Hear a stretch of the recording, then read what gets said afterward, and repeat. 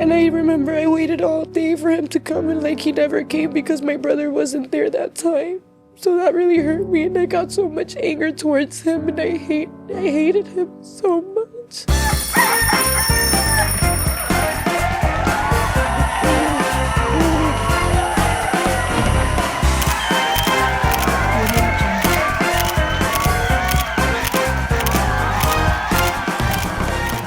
What is up, everyone? I'm your host, Alannized, and this is Noche de Pendejadas, your favorite podcast turned talk show en donde yo te traigo a tus influencers favoritos para platicar y posiblemente sacarle sus trapitos al sol.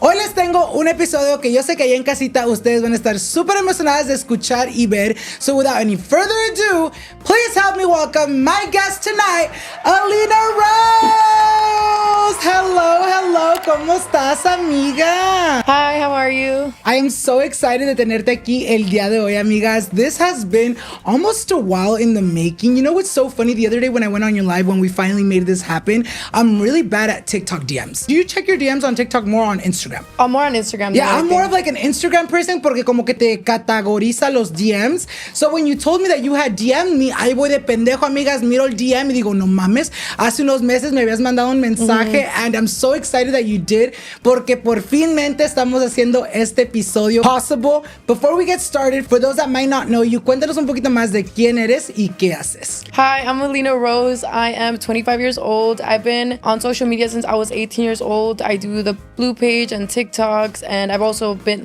done video gaming stuff. And right now I'm currently working on music, and I'm really excited. Haces un poquito de todo y tenemos muchas pláticas pendientes el día de hoy. And I'm just so excited de tenerte aquí porque obviamente he visto tus TikToks. You're such a beautiful young lady. Thank you. And I feel like I love doing the podcast because obviamente yo te miro and I'm like, oh my God, she's so pretty, vida perfecta. Pero cuando me dijiste tus topics that you wanted to talk about, I was like, no mames, she's gone through that. And I feel like a lot of people today te van a poder conocer un poquito más de en verdad quién eres tú como persona. I'm excited to tell people about myself because I feel like they do see me and they see me as a person that's not human or something. And it's like, no, mi amor, we've all struggled and I'm so excited de poder tenerte aquí para que nos platiques un poquito más. Antes de que empecemos con el chisme, cuéntame un poquito más de tu día. What did you do today? Yesterday was my mom's birthday, so salimos a comer and then we went to my a friend's house and then I came back home at 2 a.m. So when I woke up, I was just it toda was pretty desvelada. Yeah, toda desvelada. It was 1:12 p.m. So then after that, so I woke up, we went to go eat breakfast and then we went to La La Land. And then Is that an LA thing? Because you're the third person that tells me that they go to La La Land. Y yo ni en cuenta qué chingados es eso. I just tried it a day or two ago. It was so good. It's where they sell matcha. What do you recommend? Good. I could recommend the matcha latte with the banana. Is it called the matcha latte banana? Pues ya empezamos mal porque a mí el matcha no me gusta. I don't like matcha. I feel like it tastes like pasto. Do you feel like it tastes good for you? I do. What is matcha? Describe matcha and it tastes para la gente que nunca han probado matcha. It kind of tastes like Lucky Charms in cereal. Like a cereal Lucky Charms. Lucky Charms? Yes. I'm like, what type of Lucky Charms are you eating, girl? Because my matcha does not taste like that. Well, it depends on what kind of matcha you drink. Or how they make it too. How they make it. Okay. But the good matchas, they taste kind of like a Lucky Charm. Would you guys say it tastes like Lucky Charms? From La La Land, you literally just order the matcha latte banana. I didn't think it was going to be that good, but then I tried it and I'm like, oh, I'm obsessed. Now every day I've been wanting to ever since I tried it, I'm like, oh, I want to get this every day. But tampoco me puedo pasar de verga y tomarlo. You're like, tampoco, me tengo que cuidar esta figura. Yeah. Remember that doctor's appointment you were supposed to make a while ago? The one you meant to book but got totally sidetracked and completely forgot about it until now? You know that dentist appointment for your biannual cleaning or your overdue annual checkup that's been 3 years in the making? Well, why not book it today? ZocDoc makes it easy to find the right doctor right now, and it's all online. You can find the doctors that are right for you and instantly book an appointment. As I get older, I keep catching myself thinking, should I go to the doctors more? To deal with things like sleep problems or stress from work, but it can be tough to get to the doctor. I want to keep myself healthy, but the system makes it impossible to find the right doc for my needs. Until I found ZocDoc, they make it so easy to find the right fit and book an appointment fast and directly on their website. ZocDoc is a free app and website where you can search and compare high quality in-network doctors and click to instantly book an appointment. With ZocDoc, you can book in-network appointments with more than 100,000 doctors across across every specialty, from mental health to dental health, primary care to urgent, and more. Stop putting off those doctor's appointments and go to ZocDoc.com/Alan to find and instantly book a top-rated doctor today. That is ZocDoc.com/Alan. ZocDoc.com/Alan. Now let's get back to today's episode. Ya quiero empezar a platicar y conocerte un poquito más. Y vamos a empezar desde el principio. Yo quiero saber, how was Alina growing up? ¿Cómo era tu infancia? Cuéntame un poquito más about you growing up. I was born in Arizona, Phoenix, Arizona. Okay. Once I was born, my mom took me back to Mexico, and I was raised in Mego, Culiacán, Sinaloa, from the age of 1 to 5, and that's where my dad's from. My mom and dad, they're both from there. We ended up having to leave Sinaloa because my dad was like very abusive to my mom, like le pegaba y todo. He actually had custody of me and my brother for a time. So my mom didn't get to see us like almost every day. She knew that we were not gonna have a good life. I would cry to my mom like, oh, like, one of his wives is hitting me, and like she would hit me, like she would throw shit at me, and like I would get a escoba and like I would hit her back. Like I was probably like 3 or 4 years old. Like I was little, like hitting stuff, but the fucking wife was hitting me and shit. I'm like, what the hell? Do you remember like your parents being abusive? Like, did you ever see it, or was it more like tu mamá te decía? I remember like it was like very like distant memories, but I do remember like my dad like hitting my mom, and then like I remember one time too, like my brother was trying to defend my mom, and like my dad like threw him down the stairs and like stuff like that. Like he was very abusive. Like he wasn't a good person. Like he abused her, and then my mom got tired of that and she wanted us to have a better life, so she took us from our dad. My dad didn't even think I was his daughter because I was like prietita when I was little. Like my nickname is Prieta, and everybody else in my family was white, so my dad would accuse my mom of like being infiel to him, and like she's like, oh, like that esa no es mi hija, you had sex with a black guy or something, because I was so dark compared to like your other siblings. Yeah, to everybody else. Shit. Like I was the only dark one. What, do you hear your dad say that in front of you, or well, no? I was too little to like remember, but my mom would always tell me like, oh, like your dad thought that you weren't his because you were so dark. But I would always remember like the favorite one was my brother. Like he was the favorite one. Like me and mi casi no me querían, because also when I was little, like they said like me cagaba mucho. Like era bien cagona, amiga. Era bien cagona, bien ñona, bien llorona, like everything. Like I was just like not a good child. Yeah. So like my dad didn't like me. My mom didn't really like me either, because of like I was just annoying. Like I was an annoying little kid. My mom took us to the United States. I would see my dad like in the summer, but probably like for 2 years after that, but only for like 2 or 3 days. But then after that, like I didn't really see him ever again. The moment I started like feeling like, damn, like my mom hates me, like everybody doesn't like me, they find me annoying and I'm not pretty, like was in first grade. Like first grade is when I started feeling these emotions. That's when I started getting bullied. Like from first grade, like I got glasses, like my teeth were fucked up. Like I had an overbite. So like I kind of like, I don't know, it looked like they were like out, like a lot, very out. So when I would go to school, they'd be like, oh, 4 eyes, you donkey teeth. And I'd tell my mom like, they're making fun of me, like I don't want to go to school, no quiero ir a la escuela. And I would like make up excuses. I'd be like, oh, like my stomach hurts, oh, my head hurts, I don't want to go today. And I was so little, and it sucks that like people like brought my confidence down at such a young age, because I see my brother's kids now, or any kid, like I would never like want to put them down at such a young age, you know, because you grow up feeling so ugly. And I got bullied like from first grade all the way to 9th grade, and it sucked because I barely started feeling pretty recently, because this whole time I was like, I'm so ugly. I would look at myself in the mirror and I'd be like, I'm so ugly and I wish I was prettier. Like I would look at myself and I'd be like, I want to change my nose, I want to change my lips, I want to get surgery for my eyes. And like everybody would be like, no, like you don't need surgery. And I'd be like, yes, I do need surgery. Like my face is so ugly.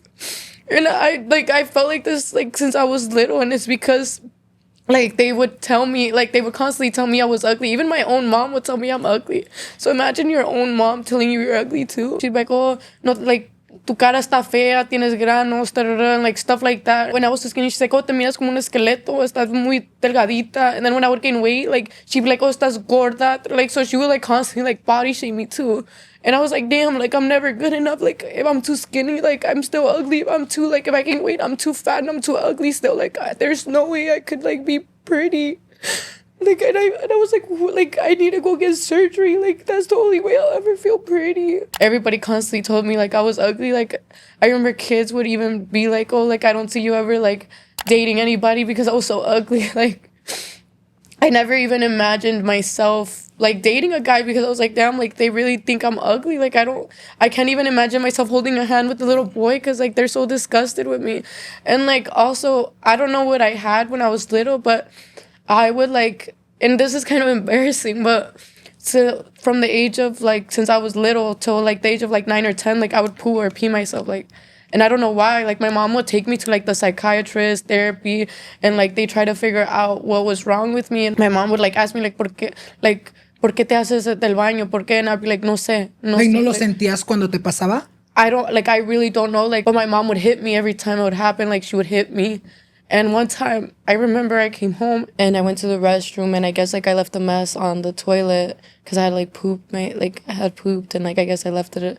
But I was like little and my mom came home and she saw that and like she went and grabbed my head and like she like smeared my head all over the toilet and like she put my head inside the toilet and I guess she was just like really frustrated with me.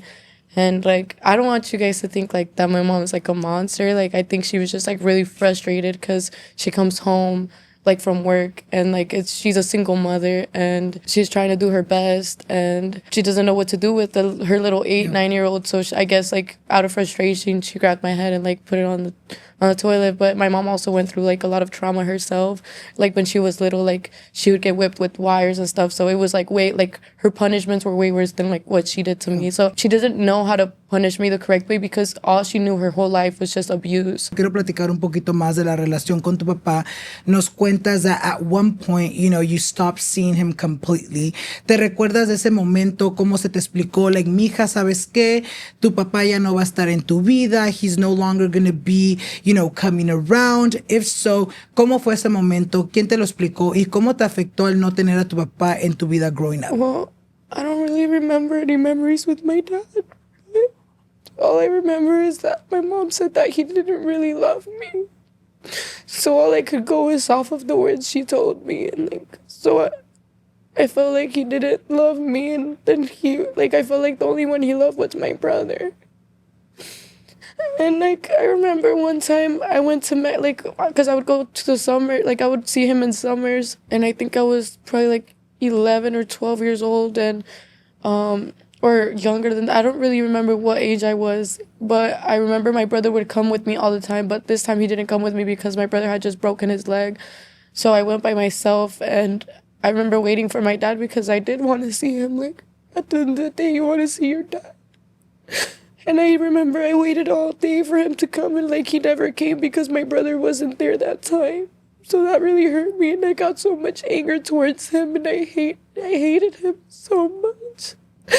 And I think I still have, like, that hatred towards him because he recently tried to talk to me and I couldn't talk to him because of how angry I was. Was there ever a moment where tú te culpabas for your dad maybe not being as affectionate or loving towards you? Like, did you ever think there was something wrong with you? Specifically, my dad, I just thought, like, he just wasn't a good person. So I was like, well, he abused my mom and, like, he's just not a good person. And, like, I just, like, my mom chose the wrong person to be our father.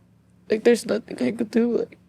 But I wish, like, I did have a dad. Like, it would have been nice to grow up with a dad. And, like, every time I would see, like, kids with their dads or, like, girls with their fathers at school for Father's Day, like, it would break my heart because I'm like, I wonder how that feels. As I got older, I kind of just blocked it off and I was like, well, this is how life is, like. Sometimes, like, people just don't have a dad, and I also met a lot of people that didn't have a dad either, so I was like, maybe this is normal, like, maybe dads are not supposed to be in your life. But then, like, as I got even older, like, I did see, like, dads being around for their kids, so I was like, damn, like, I wonder how my life would have been if I had a dad in my life. You know, nos cuentas un poquito that your dad tried reaching out to you ya más reciente. Cuéntanos un poquito más de ese momento. Well, my brother is the one that, like, talked to him first, and my brother forgave him for everything. But me, I'm, like, holding more of a grudge towards him because he abused my mom. And like she went through abuse her whole life. So I feel like I have so much anger towards my dad because of that. Maybe if he showed her a little bit more love, maybe she would have known how to show me a little bit more love. I have so much anger towards him. I don't want to talk to him, but I know I need to forgive him. And like I do want to have just one last conversation for him, like, because like I don't want to live my whole life like just being grudgeful. Like, I know people fuck up, and I know we only live once, and this is all our first time living, and I know he probably went through trauma too himself, but it just sucks because he just was like abusive. And then I think like, oh, he could have reached out earlier. Why didn't he? Why did he wait till now? You know, so it's just things like that. It's like a lot of thoughts coming in all at once. Like, he reached out via your brother or through you? So my mom forgave my dad, and then my brother forgave my dad. And then my brother was like, oh, like, you should forgive my dad. Like, he really wants to like tell you he's sorry. And I was like, okay, put him on the phone. But I don't want to talk to him by myself. And then, like, he puts him on the phone. My dad's trying to talk to me. And, like, I hear him, and I feel so much anger. Like, I just want to cuss him out. Yeah. And then I told my brother, like, I don't want to talk to him. I can't do it. So then my brother, like, just talks to him. But at that moment, I realized, like, I wasn't ready to, like, talk to him yet because I was still so angry. And all I wanted to do was just cuss him out. Do you feel like you'll ever get to the point where you feel like you'd be able to have a relationship with him? If so, what type of healing do you feel like you'd have to do prior to starting that relationship? I think that I'm willing to forgive him, but never have a relationship with him. He caused me too much pain. Like, even now, like, I love my mom to death, but, like, I'm very, like, I keep my distance with her because, like, I love her. I'll do anything for her because I know she went through a lot, and, like, I know she's just human, and this is her first time living, and she tried her best for us. So I always still want to take care of her. But with her, like, I keep my distance. Like, for your peace. For my peace, yeah. But so my dad, I can't even imagine, like, having him. I would have so much anger. Growing up without, you know, your dad present in your life, se escucha mucho the daddy issues, you know. What does that mean for you as an adult now? I've never really, like, thought about it, but I guess, like, for me, I guess my daddy issues would be, like, I don't need a man in my life. Like, since I didn't have a man growing up, I'm like, oh, well, I don't need a man in my life. Like, my mom never, like, had a man, and, like, I don't need one. Like, I don't need a man to pay this for me. I don't need a man for this or that. Like, anything that I want, I'll get it for myself because I just grew up not having that. I grew up not having a dad to be like, oh, I'll pay for this, I'll pay for that. So I'm like, when a guy's like, oh, te puedo dar esto, I'm like, I don't want it from you. Yo like, me lo puedo dar sola. Like, I have to do it for me. Like, I've worked really hard to get where I'm at because I never had anybody giving me anything. Like, I never had handouts or anything, or like, not handouts, but like you almost had to averiguártelas tú misma. Yeah, like, I would have loved to have a dad to give me. Like, I would have loved that. Like, I would have loved somebody helping me, like, especially a dad. Like, I feel like a dad should be there for his daughter and, like, give him everything. And, like, it really just made me be like, oh, I don't need a man in my life. Do you feel like seeing how your parents' relationship was, you know, obviamente, tu papá y tu mamá se separaron, do you feel like it almost made you not believe in love growing up? Like, almost be like, you know what, that doesn't exist, a happy ending no existe? Or do you feel like because you saw that happen and you see, you know, social media, everyone falling in love, you're more of like, no, yo cuando me enamore me voy a enamorar bien? Yeah, I feel like since I saw them growing up, I was like, okay, I know that's the type of love I don't want, but I know that like a good love does exist. And I don't like to think negative because I feel like if you think negative, you attract negative. Yeah. So if I feel like, oh, I'm not gonna find love, then I'm never gonna find love because I'm like attracting that to me. But no, I'm like, you know what? I am going to find love. Like, I'm going to find a man that loves me, that treats me good, that like me da todo, and like he treats me as his princess. Like, that's how I feel like I feel like I will find a beautiful love, you know, because I deserve that love. Like, if I love myself so much, like, somebody should love me as much as I love myself. So, and I love that you still have that mindset because pasa mucho donde, you know, we see, you know, our parents go through it, or we see our parents not work out. Y pues al fin del día, you know, as a child, we almost see, or we want to see our parents as our idols or as our ejemplos to seguir. And you could have easily been like, you know what? No. I want to shut myself to love. I don't want anything to do with it. But I'm glad que tú te sabes tu valor and you know what you're worth and what you deserve. That you're like, no, un día voy a encontrar al vato que me respete y me ame como soy y que me dé todo lo que me merezco. You know, platicando un poquito más de tu mamá, obviamente. You know, she comes to the States, tu papá se queda en México, and your mom essentially becomes a single mom. Cuéntanos un poquito más de eso. ¿Qué es lo que viviste? What did you see your mom go through emotionally, physically, financially durante ese tiempo? When she came to the States, like, she was working, like, she was cleaning apartments every single day. Like, she would leave, like, really early in the morning and come really late at night just trying to work and, like, pay for, like, us to have a roof over our head, for us to have, like, food to eat every day, you know, like, she tried her best. And it must have been hard for her to take care of, like, 2 kids by herself, and then eventually she got a 3rd one. But it must have been so hard to deal with me as a child, because imagine not having a partner to help you take care of these 2 children, and one children just cries for everything. I think my mom told me, like, when I was little, like, I would cry, like, if she didn't buy me something, me revolcaba. Like, berrinches. Yeah, berrinches. Like, I would throw berrinches and everything. I was bad. Like, I was so bad. I don't know why, but but I guess, I don't know. So do you feel like it was very much you wanting to, like, get their attention? Probably, like háganme caso, you know, like, it's almost like a cry for help.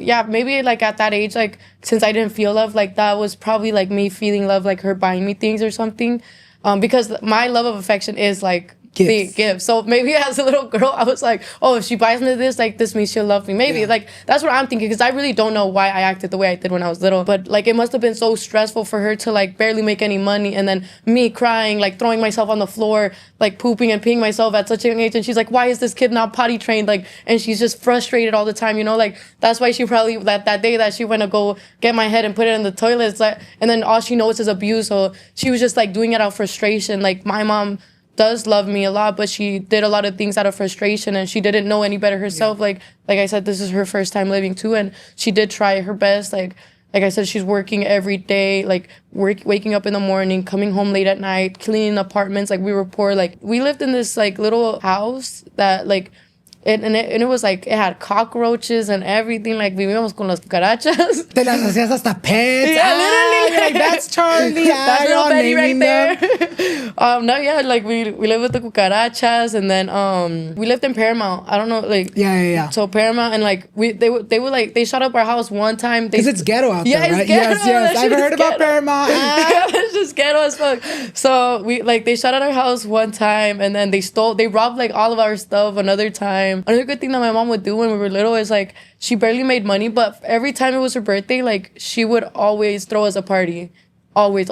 Like, no matter what, like, she would always throw us a party. Like, she would work really hard to make sure that we had a birthday party. And I really appreciate that from my mom. And, like, I'm like, damn, like, she was a single mother, like, barely making any money, but she still tried her best to, like, throw us a party and, like, give us everything we wanted. Or, like, let's say we wanted, like, something expensive and she couldn't buy it for us. Like, she would wait for our birthday. Like, she would save up money for that day, or, like, she would get it out of credito, and she would make it happen. Yeah, she would make it happen. Like, mama made it happen to make us happy, you know. And I'm like, damn, like, my mom really did that for us, like, because she knew that we were poor and, like, we didn't have any money, but to see us happy, she tried her best, you know. Even though we were struggling with money, like, ella todavía trataba like, her best she could to give us the things we really wanted. And, like, for that, I'll always be really grateful for my mom. She didn't know how to be a good mom, so those little, like, detallitos were, like, her way of showing, like, I love you guys, I care for you guys. I also do feel, you know, especially, you know, the older generations, I feel like parents, I don't know, maybe it's a thing with, like, I have my dad and my mom. You know, my mom's a little bit more chill, but my dad growing up was very machista,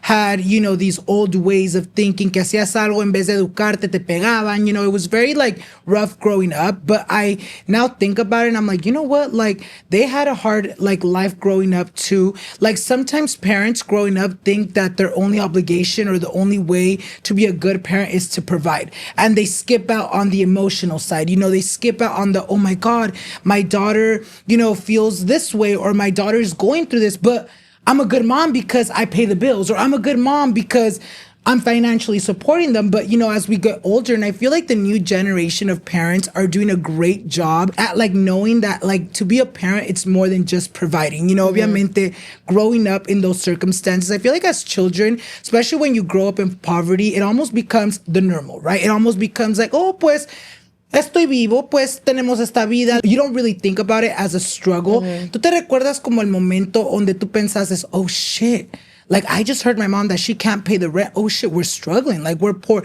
¿Tú te acuerdas como el momento donde captaste la situación en la que estaban? I think I just realized we were poor when, like, I saw that, like, what other people had, and, like, I don't think, like, I never heard my mom struggling to pay. Like, she probably did struggle to pay the rent, but I don't remember, like, hearing her, but she probably did, like, she probably would like call my tios or my Like she would tias. deal with it in silence. Yeah, in silence. Yeah. So I never heard her like struggling. Like we, thankfully, thank God, nunca los like they kicked us. They never kicked us out of our home. Gracias a Dios, like we never had to sleep on the streets, or like we were never like hungry for food. Like we were always able to eat food. We were always able to like have somewhere to sleep. And I think that's my mom. Like my mom too. Like, ¿por qué lloras? Tenemos un lugar para comer. Vivir, yeah. So for her, like I think also she didn't realize like the harm she was doing to me mentally, because to her she was just like, oh, I'm gonna work. Like I'm making sure you guys are alive right now. I see her as like she was just surviving. Yeah. Like she was just trying to survive for us and like do everything she could for us. And she's like, oh, well, tienen comida, tienen a roof over their head. Like depression, what is that?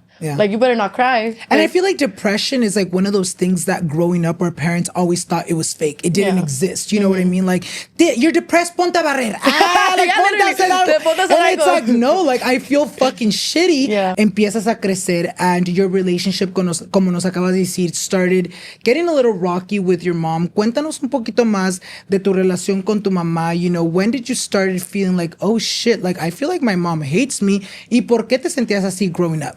Well, I felt like my mom hated me since I was little, like since I was able to think and like to have feelings. Like I was like, damn, like my mom really hates me. And like she would tell me, like, she's like, oh, I wish you were never born. I wish I would have left you how my mom left you. I hate you. Like she would tell me all these things, but I feel like she told me all these things because she also didn't grow up without a mom. She didn't have a mom or a dad. She would make me feel how she was feeling too, you know, like because she felt alone. She felt not loved either. So she was making me feel that way as well. She probably didn't like mean it to do it, because hurt people, you know? Mm-hmm. So I feel like she did it out of like a place of like, she also wanted like her mom to be there, because till this day, like my mom llora por todo like that she's been through. She's like, oh, like my mom didn't love me, my mom didn't do this, like my mom left me, she abandoned me. And you know, so I feel like that's why my mom was not like a good mom to me. And like she made me feel like she body shamed me, she made me feel ugly growing up, she made me feel unloved, she made me feel like I was a burden in her life, like, oh, tengo esta hija chillona, like se caga todo, like, you know, like I just felt like a burden in her life. And it sucked because I also didn't feel loved at school. So it's just like, I was like, why am I even alive? What's my point of living? Have you ever talked to your mom about how she made you feel growing up? I have talked to my mom about how she made me feel growing up, but I feel like she always goes back to like, oh, but it's because you were this, you were that, you were this, you're that. And I'm like, girl, I understand I was like a hard child to take care of, but like just admit your own wrongs, you know, like just own up to it. Like that's all I ask for you. Like, and she'll be like, oh, it's because I went through this, I went through that. I'm like, I understand you went through a lot, which is why I'm still here. Like I haven't abandoned you either. Like some daughters, like if their mom was fucked up growing up, like they stop talking to them forever. And I'm like, I understand you went through a hard time, which is why I'm still here. I haven't cut you off. I love you. But stop justifying your actions for being a shitty mother to me. Like, just say, like, yeah, I was a bad mom. That's it. Like, stop being like, but. And that's my issue with her as of right now. I'm like, I get it. I get you. Just stop justifying it. When did you start being like, you know what? Like, I understand how I feel, but I'm also trying to understand her. Let's try to meet in the middle. Yo te puedo perdonar, pero lo único que quiero es que aceptes lo que hiciste mal. When did that change for you? Do you feel like it's more recent, that mindset? I feel like since I was like 16, because I would tell her like, oh, I feel like you hate me, and then she would tell me like, oh, it's because I went through this, that. So then like when she told me her story, I was like, oh, okay, like I understand why you're like this. I would understand why she was like that, but it's still like, I still felt like she didn't love me. Like I still felt like she hated me. Because like she would tell me like, oh, I went through this and that, but like she never tried to do better. Like she would just like justify her actions, but it never like changed. Like it was just like, oh, like I'm sorry, but it's because my mom and my dad abandoned me. My grandma and my grandpa hit me. Like they abused me like this. But it was never like, oh, I'm gonna do better. Yeah. You know, or I'm gonna change for you. Like she never changed. Like she just justified her actions and continued to do the same thing over and over again. You know, what piece of advice can you give anyone watching that is currently growing up feeling unloved by a parent or doesn't have a parent in their life? If you are struggling like with your mom or your dad, I would just want to tell you like, don't give up. Don't think of ending your life, because your life is very precious and you are going to amount to big things in the future.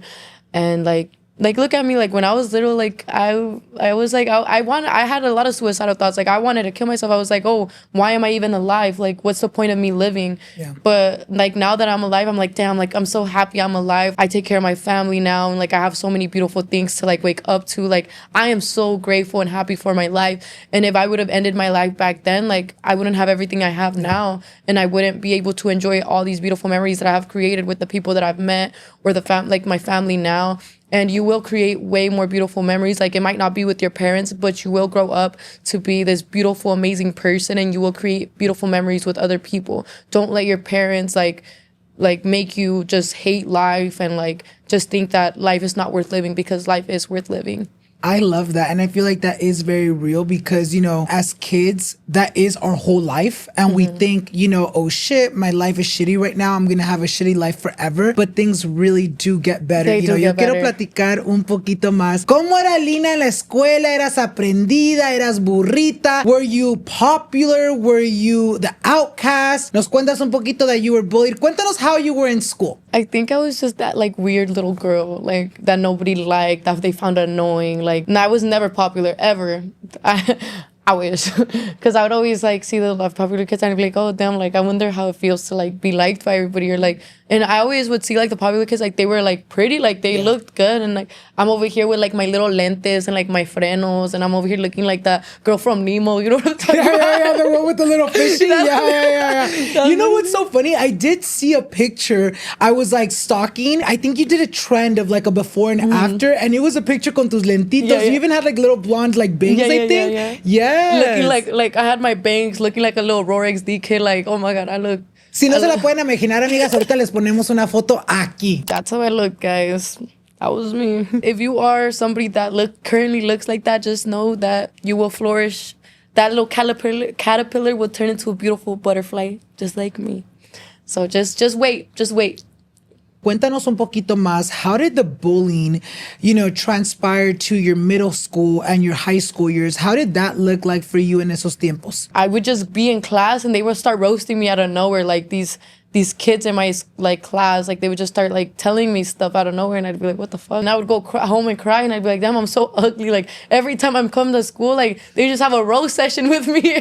For example, you see the little fat kid and everybody's just like coming in and picking on him and like just saying jokes about him. That was me. I'm like, what? Y tú casi no los conocías a los muchachos. They would just like pick on you just to pick on you. I was just in their class, and I think in middle school I was really annoying too. So I'd always try to like talk and like I try to make friends, but I feel like I was just that little weird girl that nobody really wanted to be friends with. So whenever I would say like something weird or something, like they would just pick on me and like they'd start roasting me, and then I didn't know how to roast people back. But every time I feel like I try to stick up for myself, it was just like a worse outcome, because they would all like team up on me, and like they would be like, oh, I know you're not fucking talking, you know, like, so I'm like, oh shit, I know I don't know why I did. I should shut up. Yeah. I'm like, I don't know how to roast, maybe I should shut up. I am ugly, like I don't have nothing to say. Like, so I just like I would take it most of the time. I'd be like, damn, like I really can't say anything back, like estoy fea. How did that affect your confidence or just the way you saw yourself during that time? Do you feel like getting bullied almost made yourself see yourself differently?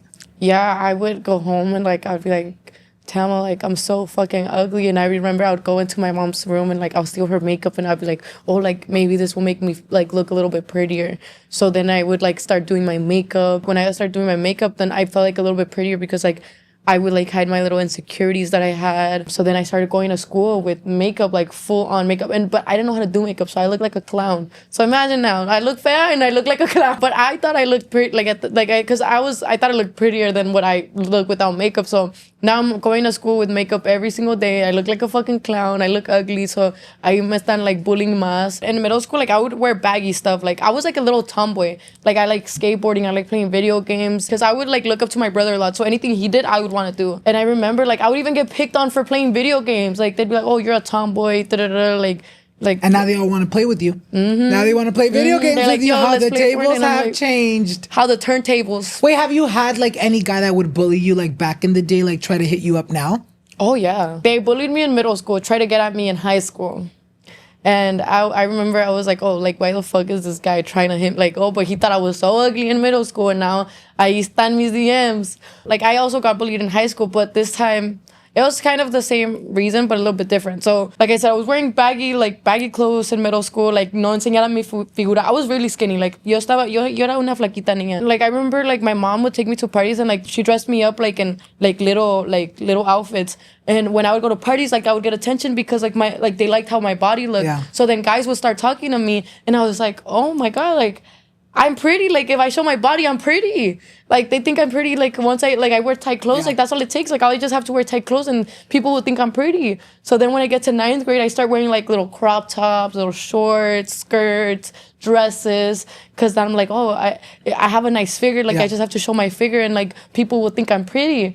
So then I did, and, like, and I was wearing makeup. Like, I would never leave the house without makeup. Nunca. What time would you get up? Like at 5 in the morning to go to school? I wake up at like 5 in the morning, do my hair, do my makeup, and then put on my little outfits and out the door. That's when I like finally started like, you know, showing my skin, because I was like, I just want to feel pretty. Like, I want guys to want me. Like, because my whole life, like, the only action I got like from talking to guys was when I was playing my computer playing Club Penguin. Y ahí agarraba a mi novio. Y ni la cara te puedan ver en ese entonces. Yeah, and then they couldn't even see my face. So, and also my Little Big Planet. Like, I would play Little Big Planet. Y agarraba a mi novio también. Like, I can get a little novio in like school porque todos piensan que soy fea. I forgot to tell you that in elementary school in 5th grade, this little boy, like for April's Fool, I didn't know it was April Fool's, but he goes and he gives me a little note and he's like, oh, do you want to be my girlfriend?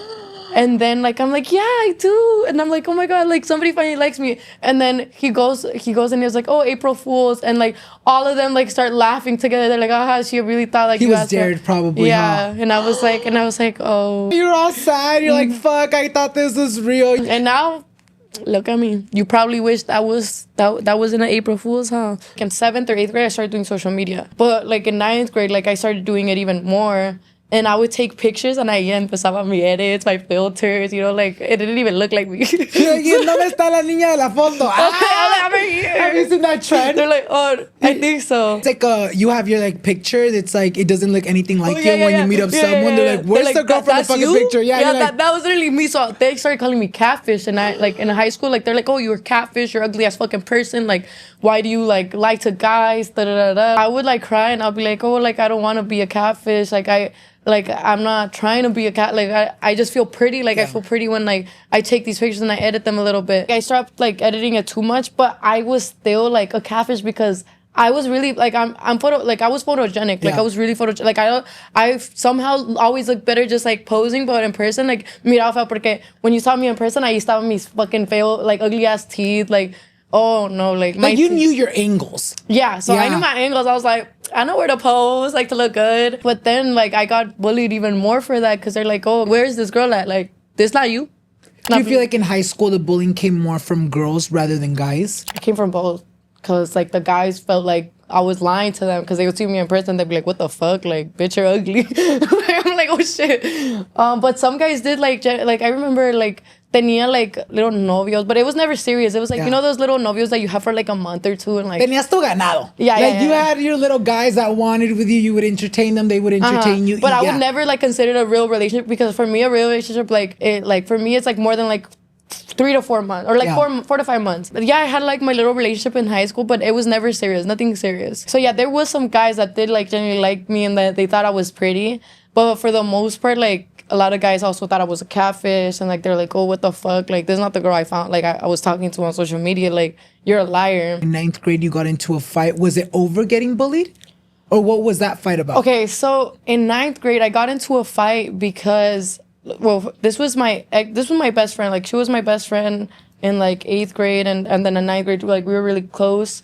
And so we had a little friend, and this little amiguito, like, he would be like, oh, this girl, she's saying this about you. And then he would come to me and she'd be like, oh, she's saying this about you. And like go back and forth. Like he would instigate. Okay. So then we were like, oh, why the fuck are you saying this? Da, da, da, da. So we were like confronting each other about like what we both had like said. The whole time this motherfucker was just making shit up. But like now me and her are like confronting each other and we think we're like talking shit. And I was like, what the fuck? I never said that. So we start fighting. And then, yeah, so my mom got so mad at me. They gave me a ticket. Like I had to go to court for it. And I was like, fuck, like, whatever. I was like, I'm never fighting at school. Like, si quiero pelear, voy a pelear afuera para no agarrar ticket. Yeah. Wait, you got an actual ticket? Like a cop ticket? Yeah, like a ticket. Like, I don't think it was a lot. I think it was Hasta like... pelear cuesta ya.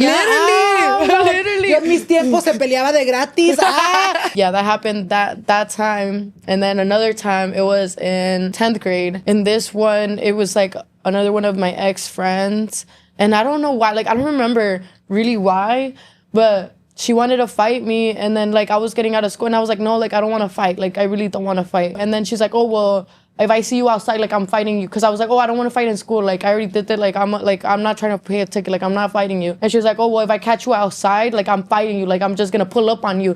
And so I call my mom, and I'm like, Ma, like, this girl wants to, like, fight me. Like, come get me. Like, because she would, like, I would always walk to school. My mom never came pick me up, like, morning, afternoon. Like, I would always walk to school, walk back to school. Like, mi mamá nunca me recogió, nada. And I was like, Mom, like, just pick me up this one time, please. Like, this girl. Like, I'm about to get my ass beat, literally, Mom. I'm like, Mom, like, I'm about to get my ass beat. Like, come pick me up. And then she was like, no más, vete a la casa. And I'm like, okay. So then I start walking to my house, and they do pull up on, like, they see me, so they pull up on me. Then I start fighting this girl. Like, when I start fighting this girl, I remember, like, I'm on top of her and I'm hitting her, but then her friend in the back, she hits me to get off of her. And then, like, that's when my brother comes, and, like, he's like, come on, let's go. So then my brother takes me, and, like, I ended up leaving. You got in 2 fights your sophomore year. Was that, you fought her again? No. So then I moved schools. I'm now in a new school, and this one was really odd. Like, I really don't know. I ended up fighting this girl. Like, I didn't really know her. Like, she was just friends with my friends. When I was in sophomore year, we would go to, like, this little trap house where we would smoke weed and all that stuff. And she was there, and, like, she was trying to sell me, like, a Xanax bar. Like, it was fake, though, and, like, I wasn't trying... I forgot, but I wasn't, like, trying to buy it, and, like, something like... I don't know, something like that. Like, I was trying to buy a Xanax bar. I wasn't trying to buy it from her, whatever. And then I was like, oh, I need to charge my phone. And she's like, oh, I could charge your phone. So this girl was trying to grab my phone, put it inside so she could steal it from me. And, like, I was like, oh, no, you know what? Like, I'm gonna grab my phone. Like, I don't need to charge anymore. Like, I'm just gonna go home. I forgot how, but I guess, like, I take the bar, but I didn't take it or anything. I don't know. Then she was like, oh, you owe me $5 for the Xanax bar. And I'm like, what? Like, I didn't even take the fucking Xanax bar. So now she's pressing me for, like, $5. And I'm like, bitch, why? Like, you try to steal my fucking phone. Like, now she's pressing me. And and she's like, oh, bitch, like, I'll fight you. And I'm like, okay, then, bitch, fight me, the fuck. Then the next day, like, we meet up in the alley, and, like, we start fighting. And then she's like, oh, round two. So then we go round 2. And then she's like, oh, round 3. So then we go round 3. And then, like, I go round 4. I think we went, like, 4 rounds of just, like, pure fighting. And then I think at the end, like, she tried to be cool with me, and I was like, what the fuck? I'd be, like, down to fight, obviamente, but I feel like leading up to the fight, I'd be like, oh my God, ¿qué tal que me pongan una putiza? Like, what if they fuck me up? Like, were you scared going into these fights? I was always scared of, like, to get my ass beat, but at the same time, I wasn't, because I already got my ass beat at home. So I was like, if I get my ass beat, like, I get my ass beat. Like, my brother beats my ass all the time. Like me and him would fight. Like, we would go at it. So I was like, si me putean, pues me putean. Like, I'm not going to let them talk to me crazy either. Like, I'm sick of people talking to me like this. Like, I started, like in high school, that's when I started standing up for myself. And I was, like, really angry. Like, I was a really angry person. Like, rebelling yourself almost? Yeah, like, I was rebellious. Like, I was really, like, I was angry all the time because, like my mom was bad to me, like, at home. And then at school, like, I got bullied. So, like, in my little body, like, all I had was anger. So I was a really angry person. So then, so I would, like, I wasn't scared. Like, I was like, if they beat my ass, like, they beat my ass. What would your mom tell you? Like, would she get mad, or? She would be like, oh, like, it's all your fault. Like, everywhere you go, like, no matter where, like, you're always getting in fights. Like, you're the problem. It's you. You're the problem. And I was like, damn, like, I guess I am the problem. Like, I don't know, like. And I was like, but these girls pick on me. Like, sometimes they just pick on me to pick on me. And then my mom was like, no, like, you're the problem. Like, you're always getting into fights. Like, tú eres el problema. So I'm just like, whatever. And then the 4th fight that I got into was, like, I was new to this school. I didn't know this girl. Like, I did not know anything about this girl. Like, ella, like, estaba, like... Más llenita? Más llenita que yo, you know, like a little bit bigger than me. She would come up to me. She'd be like, oh, I heard you were talking shit about my dad. I'm like, who the fuck is your dad? Like, I don't know you or your dad. And she'd be like, no, like, I want to fight you because you're talking shit about my dad. And I was generally so confused. I was like, I'm new to this school. Yeah. I don't know you or your dad. Like, why the fuck would I talk shit about your dad? I don't even know you. Like, Yeah.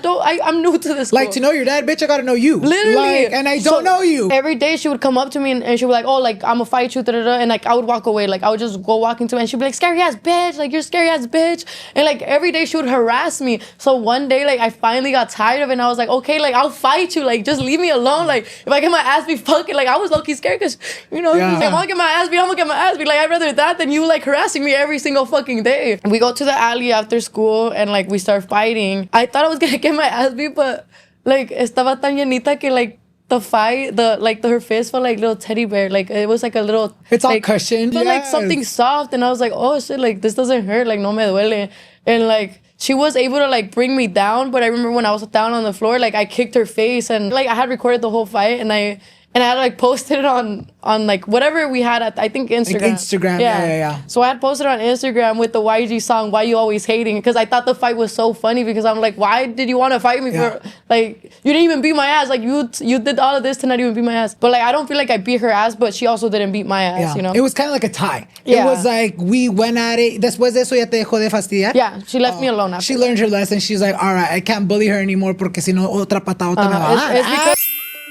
Remember that doctor's appointment you were supposed to make a while ago? The one you meant to book but got totally sidetracked and completely forgot about it until now? You know that dentist appointment for your biannual cleaning or your overdue annual checkup that's been 3 years in the making? Well, why not book it today? ZocDoc makes it easy to find the right doctor right now, and it's all online. You can find the doctors that are right for you and instantly book an appointment. As I get older, I keep catching myself thinking, should I go to the doctors more? You know, to deal with things like sleep problems or stress from work, but it can be tough to get to the doctor. I want to keep myself healthy, but the system makes it impossible to find the right doc for my needs. Until I found ZocDoc. They make it so easy to find the right fit and book an appointment fast and directly on their website. ZocDoc is a free app and website where you can search and compare high quality in-network doctors and click to instantly book an appointment. With ZocDoc, you can book in-network appointments with more than 100,000 doctors across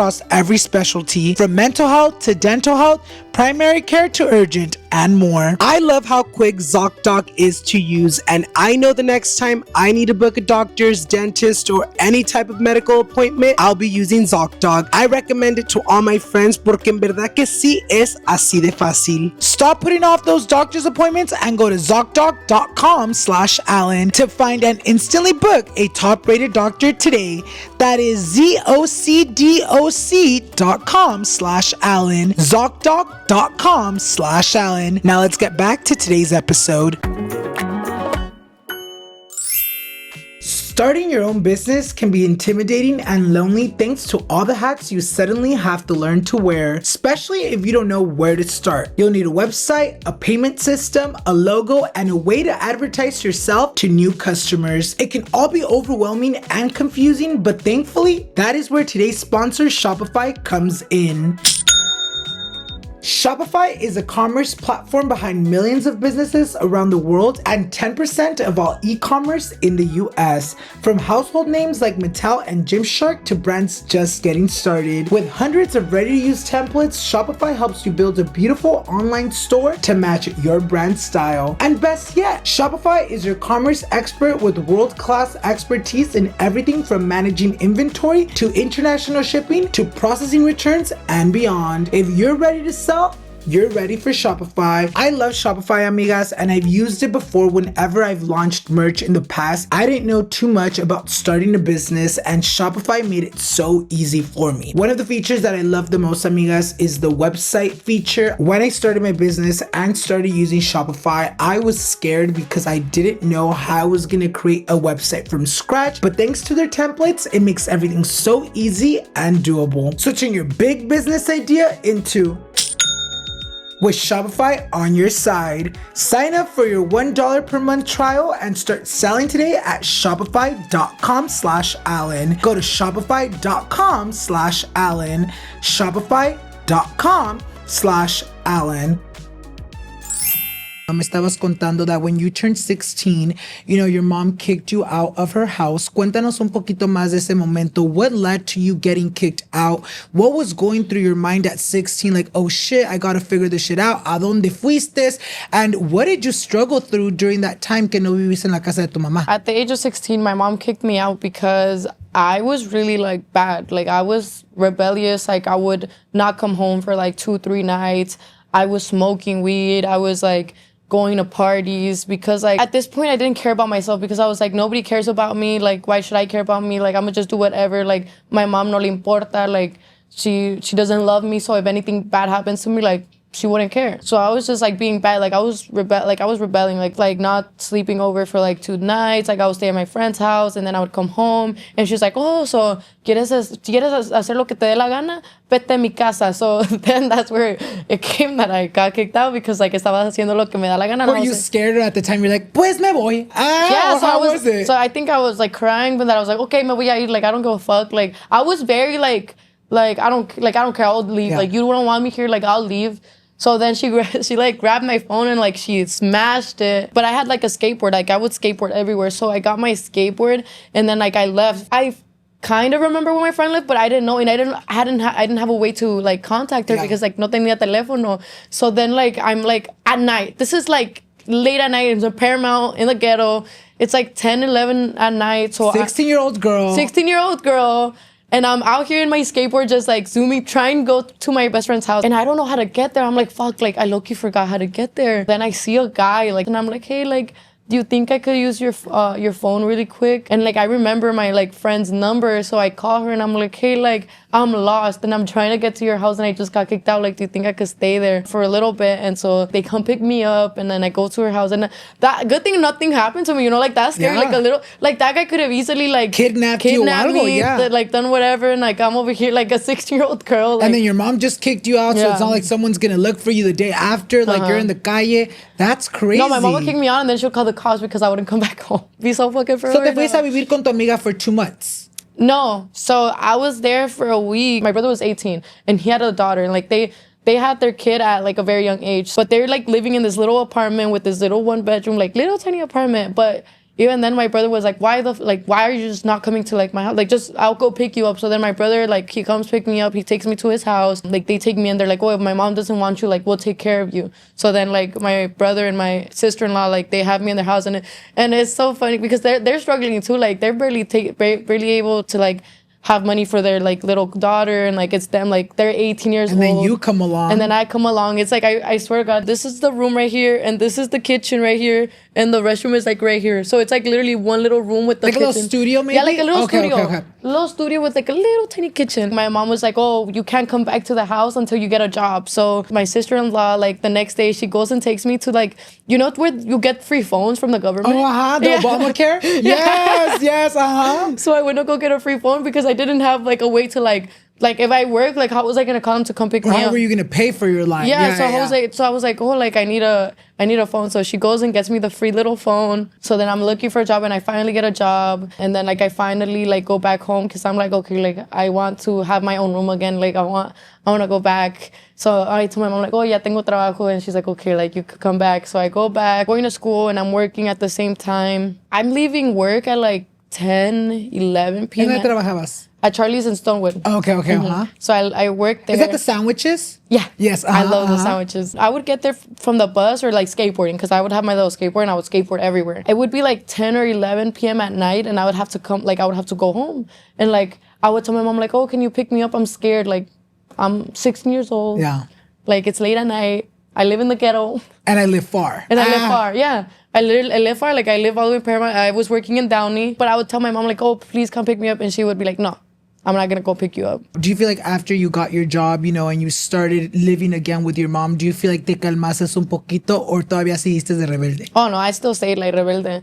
I started I had more money to do more bad shit, so I started doing more bad shit. I think I calmed down after the mental hospital. Cuéntanos un poquito más, if you feel comfortable about that moment in your life, what led you to having these dark thoughts? Was it the bullying? Was it your home life? And how did you end up at the hospital? Cuéntanos un poquito más de eso. Okay, so I went to the mental hospital twice. But the first time, it was mostly the hospital, and then I was at the mental hospital for like a few hours, and they took me out. And the first time I went to a mental hospital was because like try to take pills to like I didn't even want to like. I did want to die, but at the same time, I didn't. Like, I just wanted my mom, like, I just wanted to see my mom loved me, like, if she cared about me, like, if I was to go to a hospital, if she would show up. So then I take these pills, I go to school, and I'm like, well, I don't want nothing bad to happen to me. So I tell the office, like, I'm like, oh, I took these pills, like, I don't feel good. They call the ambulance, they take me to a hospital. And so then I'm there at the hospital for like 3 days. After the 3 days, I go to a mental hospital the 4th day, but they only have me there for like a few hours. Y después, like, they evaluate me, like, to make sure I'm good, and then I was able to leave. With that, no, like, because I had told my mom, like, oh, I want to change schools. Like, yo quiero cambiarme de escuela. Like, I don't want to be in that school anymore. Like, the girls pick on me, like, I just got in a fight, like, I don't want to be there. And, like, I would beg my mom, and she'd be like, no, I'm not going to change you. And then when I went, like, when that happened, she's like, okay, like, I'll change you. And then the district finally agreed to, because we had the medical thing, yeah. So, because my mom was like, oh, like, if my daughter kills herself, like, it's your fault. Like, it's the district fault because you guys don't want to change her schools. So that's when they're like, okay, like, we'll change her schools. My mom had taken me to a therapist because I was like very like suicidal. I was very depressed. I was really careful what I wanted to tell the therapist, because they had called child services on us before, because I had told them my mom hit me, like, but it was like out of fear, like in the school, like they had called child services because I was like, oh no, like don't call my mom, like she's gonna hit me. Yeah. So they called child services. They almost took they almost took us away from my mom because of that. So then I go to the therapist and I'm like, okay, I'm gonna be careful what I say. Like I'm gonna just talk about my feelings and like stuff that's mental, like, because that's not bad. Like something that doesn't include your mom or like the situation. It does include my mom, but it's not like as long as it's not physical abuse, like I'll be fine. So then I go into the therapist and she's like, oh, like why do you feel this way? Why are you sad? So I start like opening up to her and I'm like, oh yeah, when my mom tells me this, they mark that as mental abuse. And I'm like, fuck. So they call child services and I'm like, I didn't know that was like bad. Like I didn't know that they would call child services for that. Like I didn't know that was abuse. Like I thought that was just like you're talking about your you just thought it was like a verbal interaction. Yeah. So I was like, fuck, like if I would have known that they were gonna mark it as mental abuse, like I would have never fucking said anything. At that moment, I hated therapists. I was like, I'm never gonna speak to a therapist again in my life. Like they fucking suck. And I hated them. I was like, oh, like all they do is make my life worse. Then I go home and my whole family's pissed because they call child services now. So everybody's like looking at me like, why the fuck did you say that? Like, why are you making it like your mom's over here fucking like she's a single mom and you're over here making shit worse for her. Like you don't understand her. Like she's struggling so much, and then my mom's crying, and so everybody's making me feel like shit for like telling the things to the therapist. And I was like, I didn't even mean to do that. Like I was just like trying to talk about my feelings. Like I feel sad. Like I was like, I don't even want to be alive. Like, I just want to kill myself. Like, I just want to be dead. So then I say that out loud to everybody. And then I go and lock myself in the restroom. And then, like, I wasn't going to do anything, though. Like, I had just said, like, I want to kill myself. But I wasn't going to do anything. Like, I just wanted to, like, relax. So I'm in there for a while. And everybody's like, oh, open the door. And I'm just quiet. Like, I don't say anything. So then they call the cops because they think I'm, like, trying to kill myself in there. So then the cops come and then I finally get out the shower, I change and everything, and like I'm fine. But since I said like I wanted to kill myself and I wanted to die, the cops come and get me, and like I'm mad. Like at this point I'm really mad because I'm like, why the fuck are they like they're gonna take me? Why are they gonna take me? Like I don't want to go anywhere. Like I want to stay in my room. They're like trying to aggressively grab me, and I was like, stop grabbing me, bitch. Like what the fuck? Like why? And like I'm telling you, I was a very angry child at this time in my life. So I was like cussing out the police officer because they were being so rough on me. Like I'm over here like going through it and they're over here being rough on a girl that wants to kill herself. Like what the fuck? Like the police are supposed to be there to like protect you, not like abuse you even more. Like I felt like that was abuse. Like why the fuck? Did you feel like you were going to jail, or like did you know you were going to the mental hospital? I knew that they were gonna take me to the hospital, but like the way they did it was so rough, and I was like, if you know somebody's mentally going through it, why are you gonna be more rough with them? Like why are you gonna make shit worse for them and like grab them like that? Like they grabbed me so hard. They put me like if I was a criminal. Like I was like, what the fuck? Why are you like I'm just sad, girl. Yeah, I'm like, I just want to kill myself. Like why are you fucking treating me like a damn criminal? Acting like I killed somebody. And so they grabbed me all aggressive and they take me in the cop car. And I'm just like, damn, like, why the fuck did they, like, why did they grab me? Like, now I'm even more sad. I had taken a Xanax bar that, like, before with like, my friends and stuff, and, like, weed. So they found that in my system, and my mom was like, what the fuck? Like, why are you doing these things? They were like, oh, yeah, this she's not okay, like we're gonna send her to a mental hospital. Like she already went to a mental hospital before, like we're gonna take her. After that, they took me to a mental hospital for a week. And I was just there. How was that? Do you feel like, obviamente, you're 16 at the time, around there, you're getting sent to a mental hospital. What was that like? Were you scared going into it? Do you feel like whatever happened there, do you feel like it changed you or almost helped you? I remember, like, I was even more depressed that they put me in there, and I was so sad. I was like, why would they do this to me? Like, it was just all because I was telling my emotions to a therapist, and, like, I'm here because of her. Like, I didn't, like, I was just trying to, like, express myself. I just wanted somebody to, like, listen to me. And, like, this is what I get for, like, trying to get somebody to listen to me. Like, they told me that I could trust them, and I can't. Like, now I'm here in this place, and I'm scared. Like, I was so scared. I was like, I want to go home. Like, I want my mom. Like, I don't want to be here. Did you have contact with your mom or your brother during that time? No, they take your phone away. They put you in this robe, and then they put you in this cold room, like, where you sleep with somebody else. And, like, every night I was so cold. And, like, I was like, I don't want to be here. I just want to go home. And, like, then you see the other kids, and I felt so bad for because you see kids, like, at the age of, like, 5 to 6 also, like, want, like, being there because they want to kill themselves. And it's so sad, like, seeing that. And I remember, like, there was a girl that was in there with me too, and, like, she tried to kill herself, and, like, she tried to take drugs because her dad had just died. And, like, I was like, oh my God, that's so sad. And, like, I was just hearing, like, all the other people's stories in there, and it was so sad that they were all in there. But at the same time, I was just scared, and I wanted to go home, and, like, I didn't want to be there. And I would tell my mom, like, please get me out of here. I don't want to be here.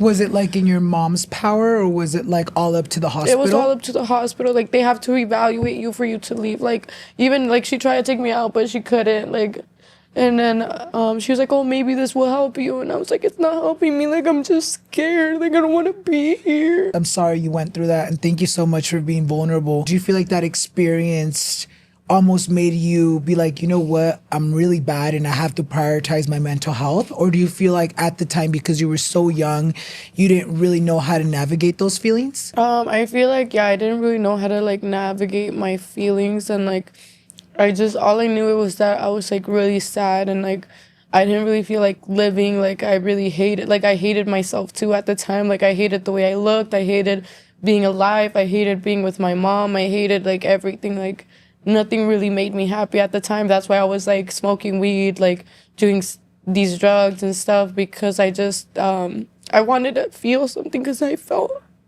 all I would feel is sadness.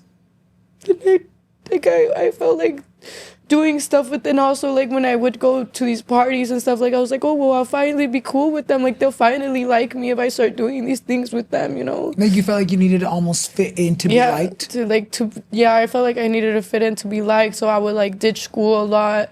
I had to go smoke weed and do all this bad stuff. And, yeah, it was just, like, because I didn't feel loved at home. I didn't feel loved at all. Like, I don't care if I die. Like, if I die, like, fuck it. Like, my life's worthless right now.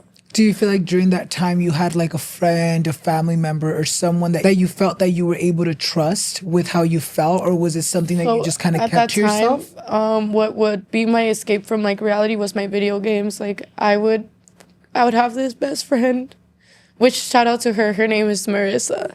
I'm still really, like, well, I haven't really talked to her, but, like, I will always, like, if she hit me up right now, I'd be like, hey, how are you? You know, like, I would reply to her because I will always have love for her.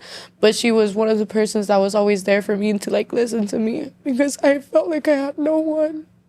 So I would come home and I would play these video games, and what made me feel happy was just playing my video games and escape from everything that I, like, was going through in real life.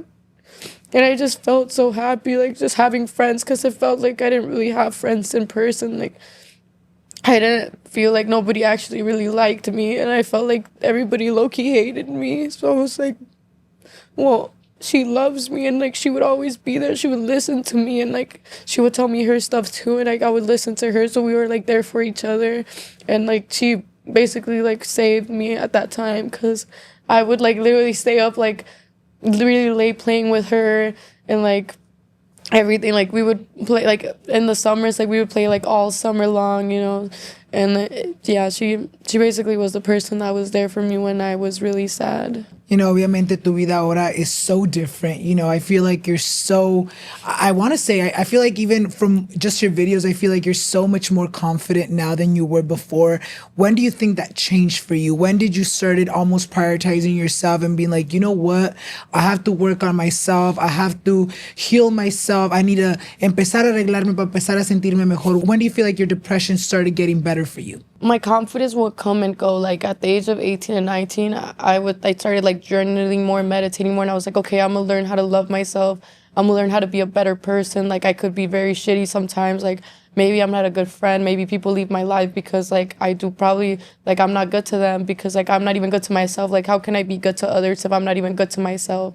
So at the age of 18, that's when I was like, oh, like I don't want people to leave me anymore. Like I'm tired of like people leaving me. Like, and it's probably my fault. Like I like to blame them, but what if it's me? So I started, instead of like thinking of like what people did to me, I started thinking like, oh, what did I do to them? Like what can I do to like fix that, and what could I do to make it like do better next time my like friends come around, and like how to be a better person. Yeah, to be a better person, because I probably was a shitty person. Like I had so much anger in me, you know, and at the time like you don't realize what you're doing to hurt people, but like I said, hurt people. So I was probably hurting a lot of people around me, and I was probably not being the best like friend to other people. Even to my little sister, like I was really mean to her, and I feel like a lot of my anger came because like my brother was mean to me growing up, and my mom was mean to me growing up, and so then I was like mean to my little sister. Like I would be like, because she had a different dad, and I'd be like, oh, you're waiting for your dad, like don't wait for him, like he doesn't even love you, like you think that he's gonna come back for you, like he's not. And like I would just be really mean to her. Like you would project how you felt onto her. Yeah. Oh, and you don't even look like us, like you're adopted, like.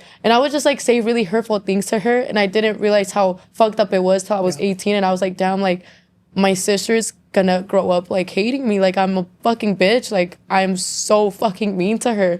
And I was like, I don't want to be mean to her, like I want to love her, like I want to show her what love is, like because like I grew up with my mom being so fucking mean and spiteful to me. So I was like, I don't want to do that to her, like I don't want to keep on hurt, like a hurt person hurting people. So I was like, okay, I'm gonna start reading books, I'm gonna start meditating, I'm gonna start journaling how I feel, and like I'm gonna fix myself. So after that, like I started being nicer to my little sister, and like to this day, like I try to like be like, I try to be the best for my little sister. Like I love my little sister to death, and like I had taken my little sister and my mom in to like live with me because I wanted my little sister to be closer to me and like grow up with me. So yeah, like at the age of 18 or 19, I had them both live with me, and I've been taking care of them ever since. Like right now, she's under my brother's care. But like for a while she was under my and my mom's care. But it was like she felt like I was more of her mom than my mom was, because like even now like she'll be like, oh, like Perlita, can I get this? Can I get that? And I'll be like, and then I'll be like, no, or yes. Like she'll ask me first, and like, or if she gets in trouble, like they'll come and tell me like, oh, she's not behaving good, like talk to her. I love that though, and I feel like that's a part of being human. You knew that, you know, the way you were showing her love was not the way that you should be showing her love. You know, like you said, you were almost projecting what you knew and almost repeating the same cycle that you grew up with. Pero está chido que pudieses tú decir, sabes que así no se debe querer a un hermano, a una hermana. Like I need to change, not just for myself, but for the people around me, you know? Yeah, because I was hurting a lot of people around me, like, and I didn't realize it, and I was like, fuck. Like even now, like I feel like I still do it, like to my brother. Like sometimes I'll give him like really nasty attitude, and I'll be like, damn, like I shouldn't give him attitude, like no debo de hacer así, like I'm hurting him, and like I'll say some hurtful stuff, and then I'll be like, damn, like I need to like get like better. I didn't mean it. Yeah, like, I didn't mean it. Like I was just frustrated, and like I'll take my anger out, and then but I'll always like apologize. Like something about me is like I'll take accountability for my shitty actions, and I'll try to do better. But because sometimes like I am only human, like I can't be perfect all the time, like nobody can, you know. But I will try my best to like do better and be better. And I'll be like, hey, like if I am being mean to you, please tell me, and like I will fix that, because I don't want to continue to be this mean person, you know. Do you feel like as an adult, have you tried therapy? Because you said that, you know, when you were young, you hated therapy. Do you feel like your mindset has changed now? No, so I still really hate therapy because they give me like trauma. Like I'm like, fuck, like y'all low-key snitches. I'm like, y'all can't be trusted.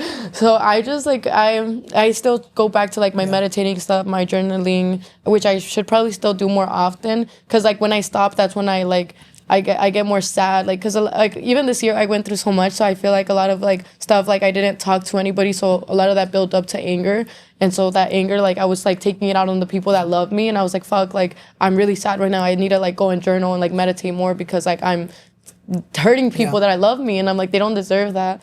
So, but I feel like, you know, obviously se escucha hoy en día that, you know, oh, therapy is so important. Everyone should do therapy. I'm very much like, I'm all for therapy. I'm very much like you. Like, I like to learn about myself and people through even like TikTok fucking quotes. Like you see TikTok quotes of like, you know, hurt people. Or like you see like TikToks of people talking. You're like, oh, wow, that makes so much sense. I'm very much like, I'll read a book and I'll be like, wow, that's exactly how I feel. This is a help. What are those called? Self-help books?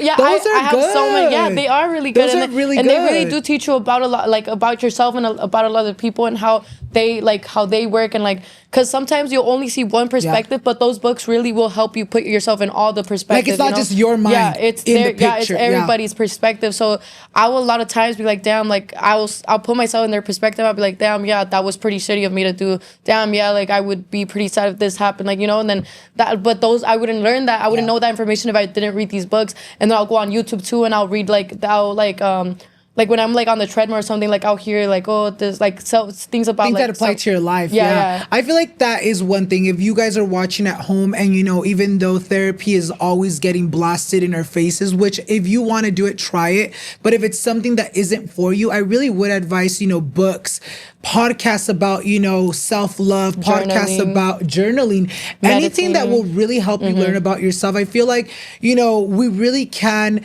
you know, learn a lot of things on ourselves, and we don't always have to have a therapist, you know, to tell us how we should feel. Like, mientras que tú hagas como tu responsabilidad de leer un libro or to like try to be better, that's all that matters. You know, what piece of advice can you give anyone watching at home right now that has felt the way you felt or has gone through anything similar that you've just talked about? I feel like the advice I could give you guys is, if you feel like you're not being the best version of yourself, or you're hurting people, or you're constantly losing people, stop trying to victimize yourself and be like, hey, maybe I am the problem. Maybe I should fix myself. Start reading books about self-care, start meditating, start journaling, start saying things you could do better, instead of being like, oh, it's because that person, that, no. Start being like, what did I do to make that person react the way they did, and what can I do better to like avoid that in the future? Like, try to just like, it's just like not have that victim mentality, because I feel like that victim mentality ruins a lot of friendships, relationships. It just like, and also get rid of the ego, the pride. Be okay with saying sorry to people. Be okay with taking accountability, because accountability is very important. So I feel like, yeah, and then reading the books will help. Also listening to motivational speeches on YouTube or like TikTok, like will help you too. Like if you have a shitty like mindset, like reading books and listening to positive things will go a long way. Quiero platicar un poquito más, you know, de tu historia. You know, at 18 hablamos de que a los 16 tu mamá te corre de su casa. A los 18 pasa otra vez. You know, your mom kicked you out when you were 18. Cuéntanos about this time. What happened that led to you getting kicked out? And what was it like, you know, now being 18 on your own, being kicked out? Okay, so at the age of 18, my mom gave me two options. She said, you either pay $500 to live in my house or you get out. And I was like, well, fuck, like I barely make $1,000 a month, girl. Like 500, that's half my paycheck. 500 is a lot. So then my cousin had offered me, like, you could come live over here with us for like $300. So I was like, I'll take the $300 instead of the 500, because the 500 is a lot. Like I can't afford that right now. Yeah. So I go to my cousin's house. So my cousin was like, oh yeah, you could sleep in my room.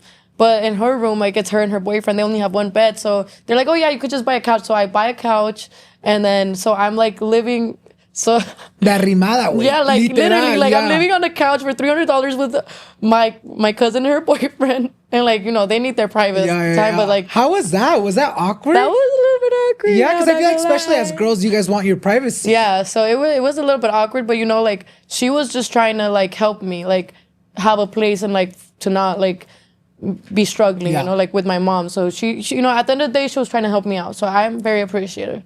Even if it's with her and her boyfriend, I'm still very grateful. Like, shit's better than paying $500. I barely make any money. So she helps me get a job at her place, because I didn't want to work at the place like I was working at anymore. I was working at this little Mexican restaurant.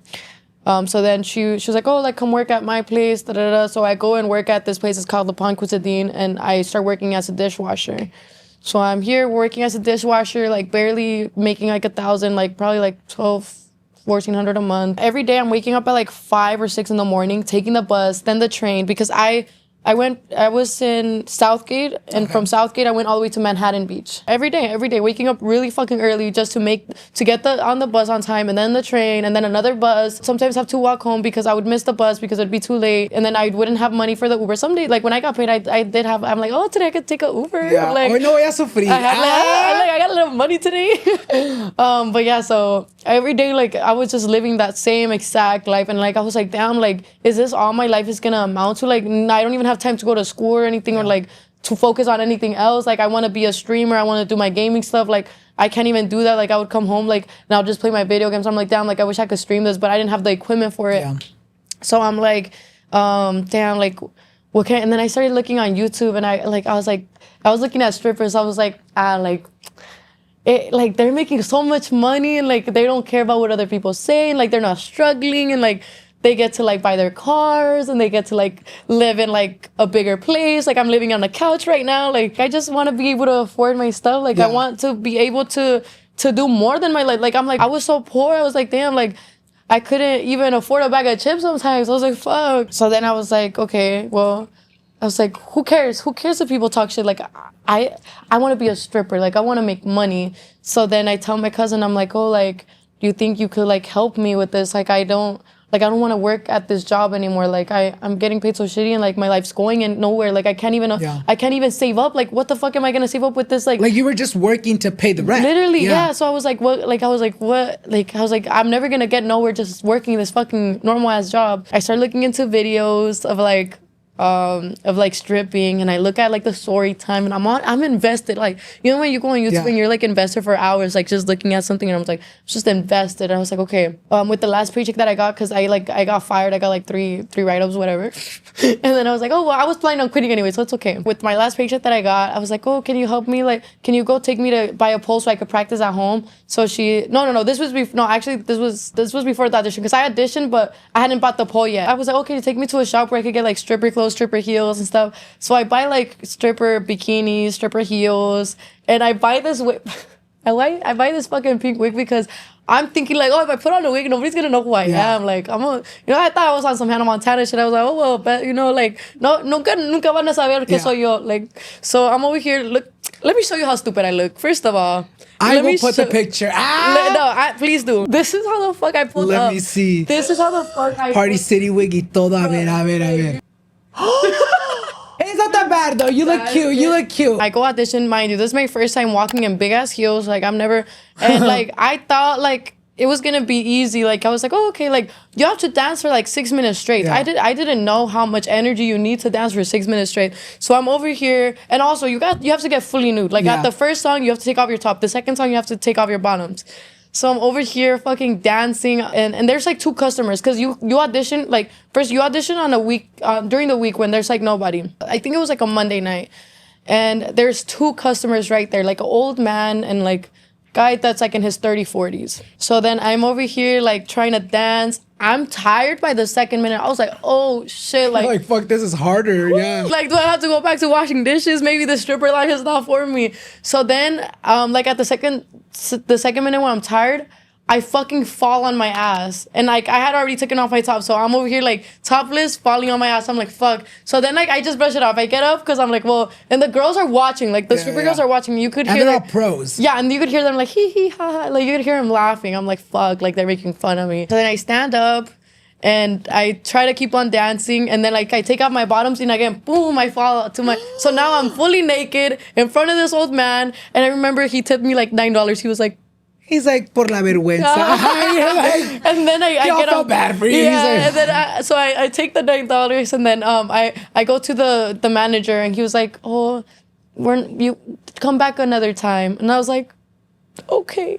So then the next day I told my cousin, I'm like, I need to get a pole. Like I need to learn how to use the pole. Like I don't know how. Yeah. And I was like, well, I can't, like I'm not gonna go back to working a normal job. Like I already did Ya me decidí. ¿Qué voy a hacer de este mundo? So I'm like, this is the only option for me right now. Yeah. You know, like I'm gonna make it happen. So then she holds and takes me to get a pool. So I get a pool, and then like I'm practicing, and then I'm like, okay, I feel like I got this. So then the next day, I called the stripper club. I'm like, oh, can I go audition? They're like, yeah. Da, da, da. I walk in again with the pink wig, again with the fucking pink wig. Pink wig. But the manager, he like, so I like danced really quick, whatever I did, like I was able to do it because I was slower this time. And then he was like, yeah, you're hired. He was like, and I was like, really? He was like, yeah, you have a pretty face, you're good. And I was like, what? And cause I still dance like shit, but he was like, oh yeah, as long as you have a pretty face, pretty body, you could work here. I don't care. So the other place, like I actually wanted you to like know how to dance, but that place like didn't care. They're like, oh, they were more lenient. Yeah. Yeah, they're like, as long as you look pretty, you have a pretty face, like you're good. So then that day I made $280. I was like, that's what? good though. For how many hours was that? Like maybe like a night shift? Yeah, it was like a night shift. I think it was like 4 or 5 hours. And I was like, what? I was like, oh, I'm rich. What's the most you ever made stripping, if you don't mind sharing? The most I made in one night was probably like 5 to 6K. ¿Qué estoy haciendo aquí?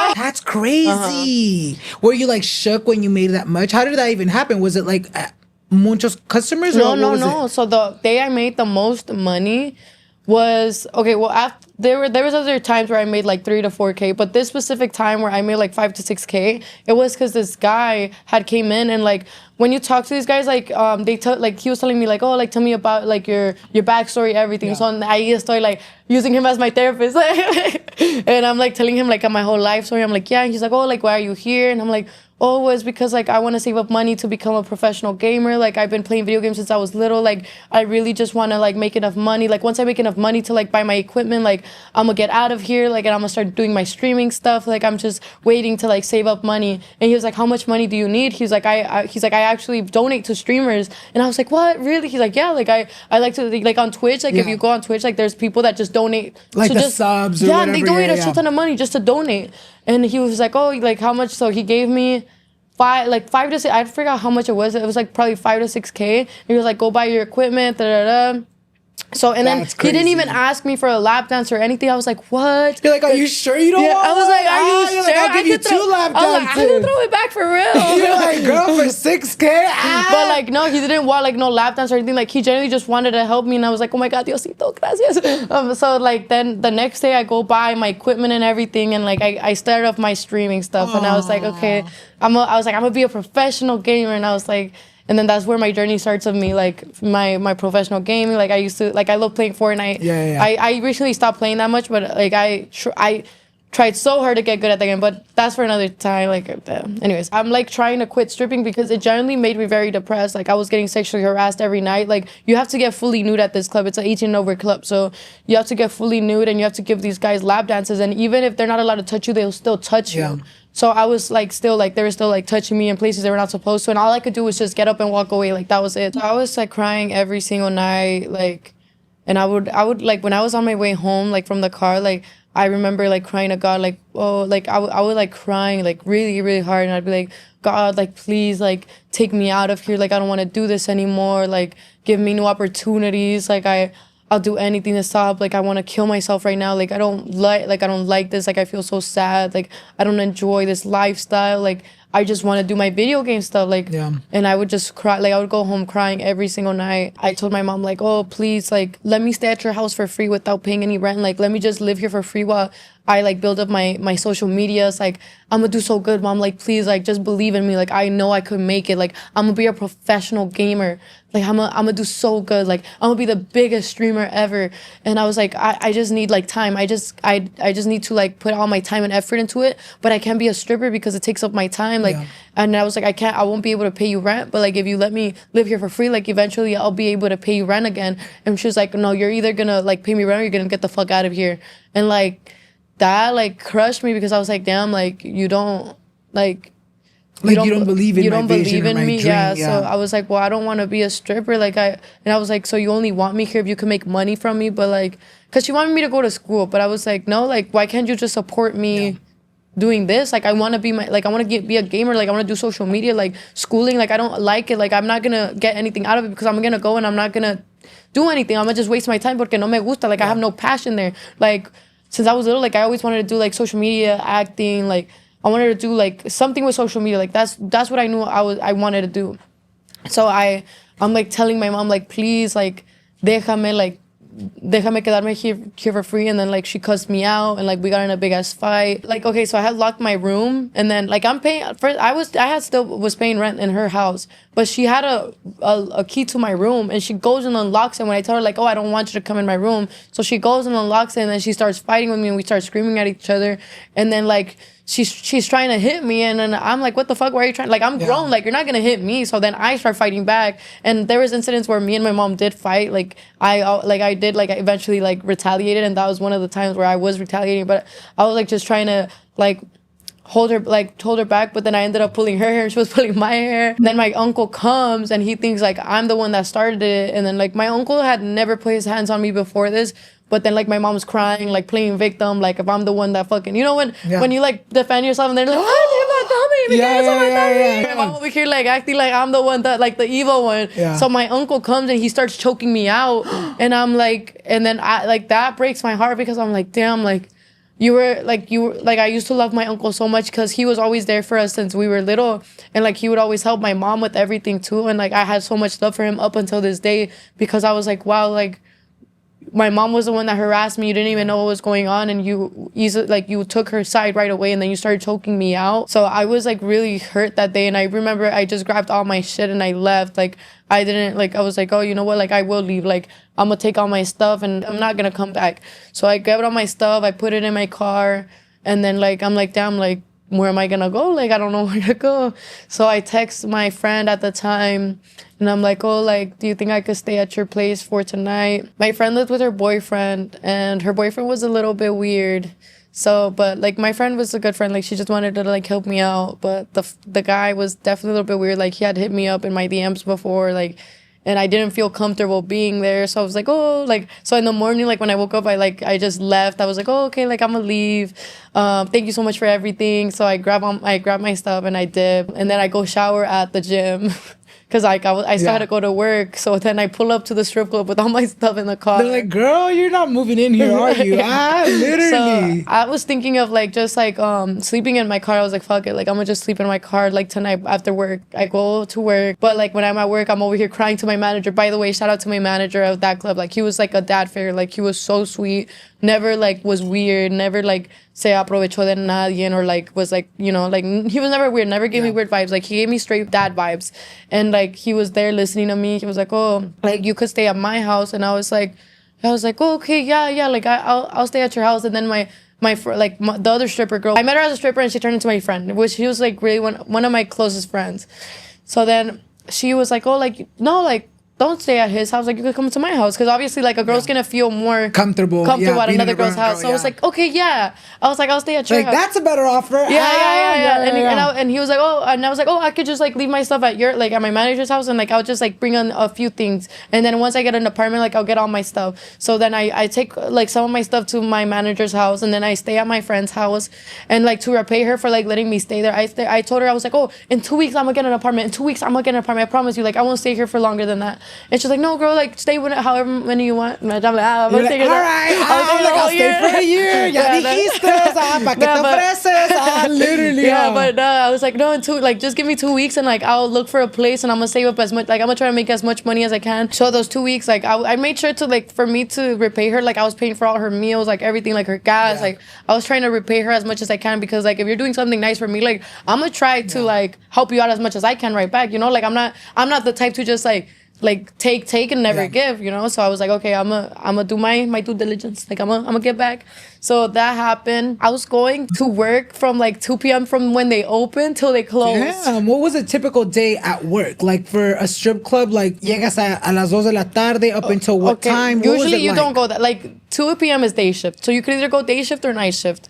Me, I needed more money. So I was like, okay, I'm gonna go double shift. Like, I'm like, because sometimes like it would be a week where I make no money. You know, because like there's they don't pay you hourly there? No. Oh, they don't pay you hourly. Like if you go and you try to make money and then you at the end of the night you have to pay them like a percentage of your money. Like for letting you strip there? You pay a percentage for letting you strip there and then you pay them a percentage of all the money you make. So I think it's like 80-20. So you get 80, I get 80%, they get 20% of everything that I make. So every dance that I make, they take a percentage. And you couldn't even hide some? Like when you got those $6,000, you're like, bitch, I'm just gonna say I got two. No, you could keep it if it's tipped.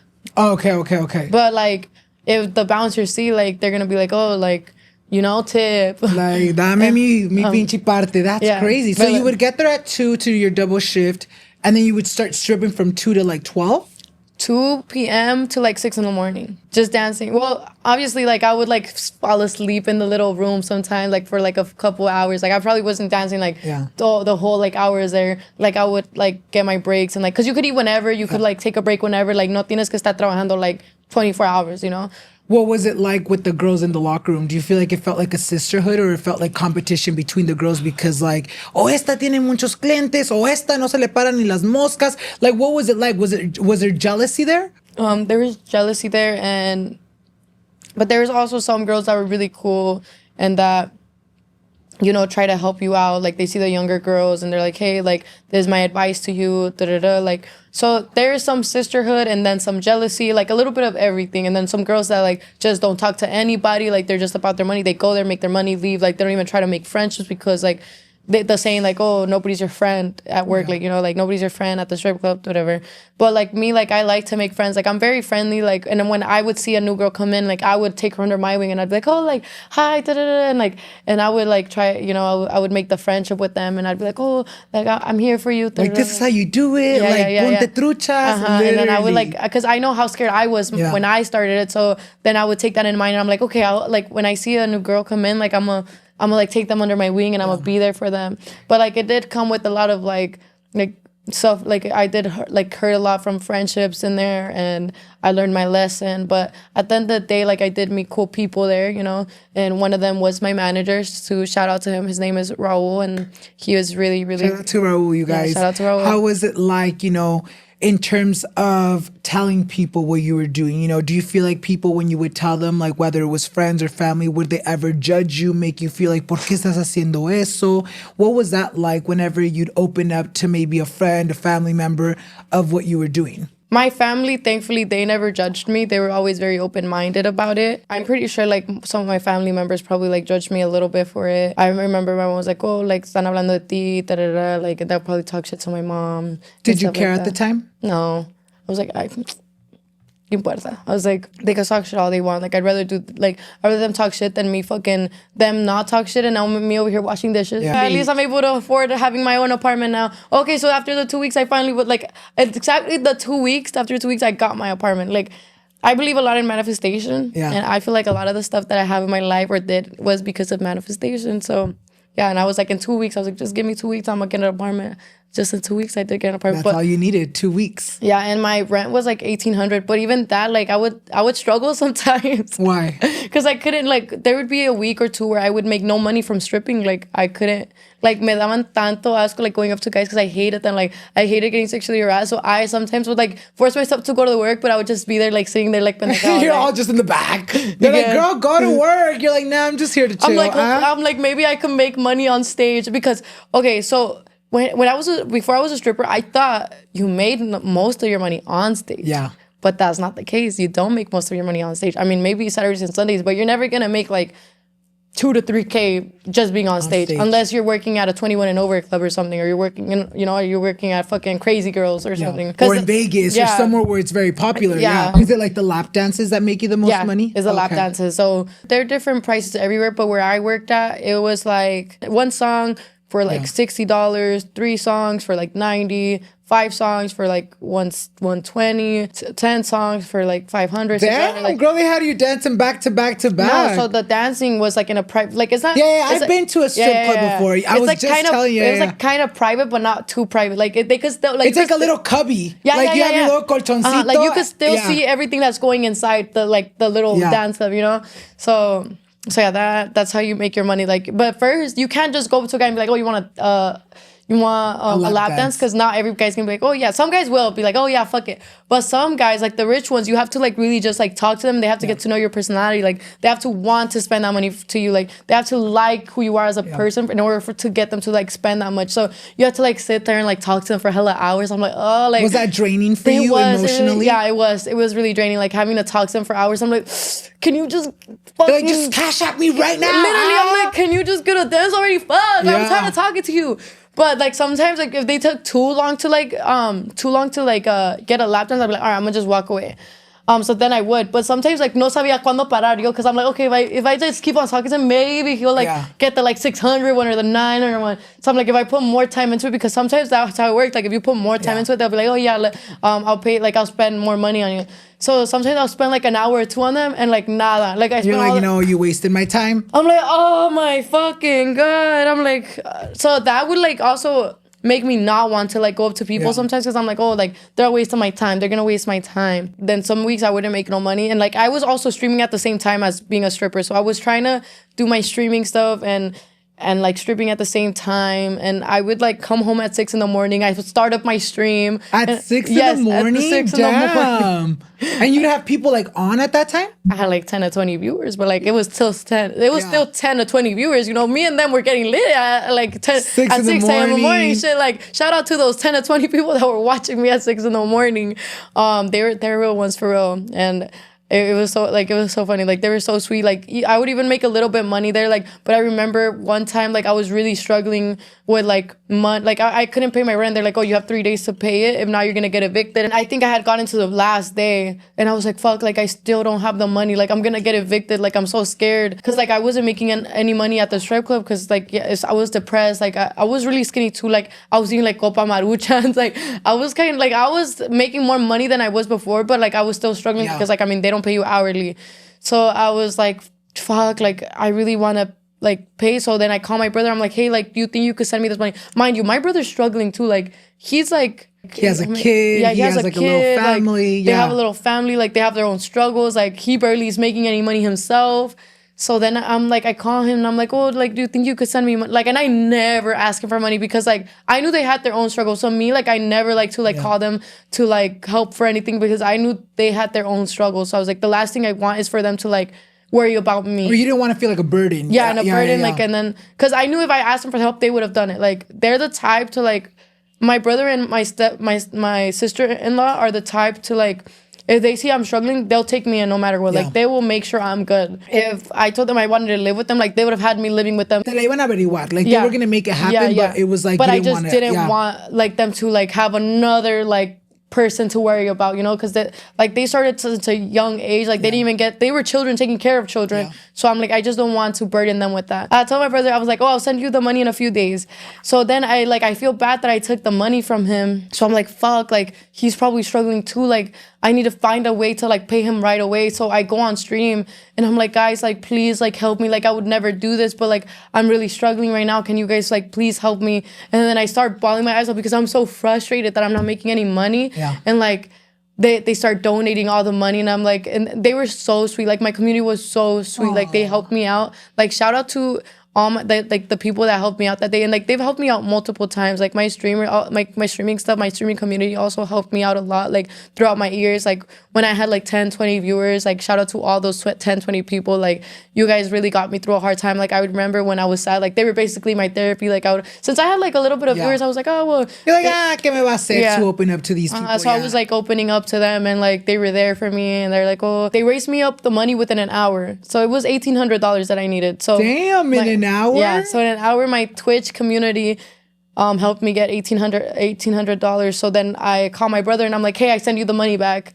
And like I like quickly send the money back to him because I felt so bad. Because I was like, damn, like what if like he needed it? Yeah, I was like, fuck, like, you know. And so I was like, you know, I wanted, like, me, I'm the type, like, if you let me borrow money, like, I'm gonna figure out a way to pay you back right away, because I feel bad for even asking. Like, I don't even like to ask people for money, because I'm like, no, like, even if I'm struggling, I'm gonna figure that shit out. I send it back to him, like, an hour later, and he's like, what the fuck? You're like, no que necesitabas dinero? Like, what are you doing sending it back? Yeah. How was it like when you left the strip club? Like, what led you to finally being like, you know what, I don't like being at the strip club, I feel harassed, I don't like being around men. How did you get out? There was this girl that I met at the strip club. She's like, oh, like, you should start started OnlyFans, like it's basically stripping, but you don't have to get naked or anything, and you don't have to have guys harassing you. And I was like, what? I was like, oh, but I've heard of OnlyFans. Don't you have to get naked and do porn and stuff? What? Who told you that? I was like, that's what I heard. Like, that's what it's known for, no? Yeah. And she was like, what the fuck? No, like, you could literally make money from just lingerie pics and stuff. And I was like, really?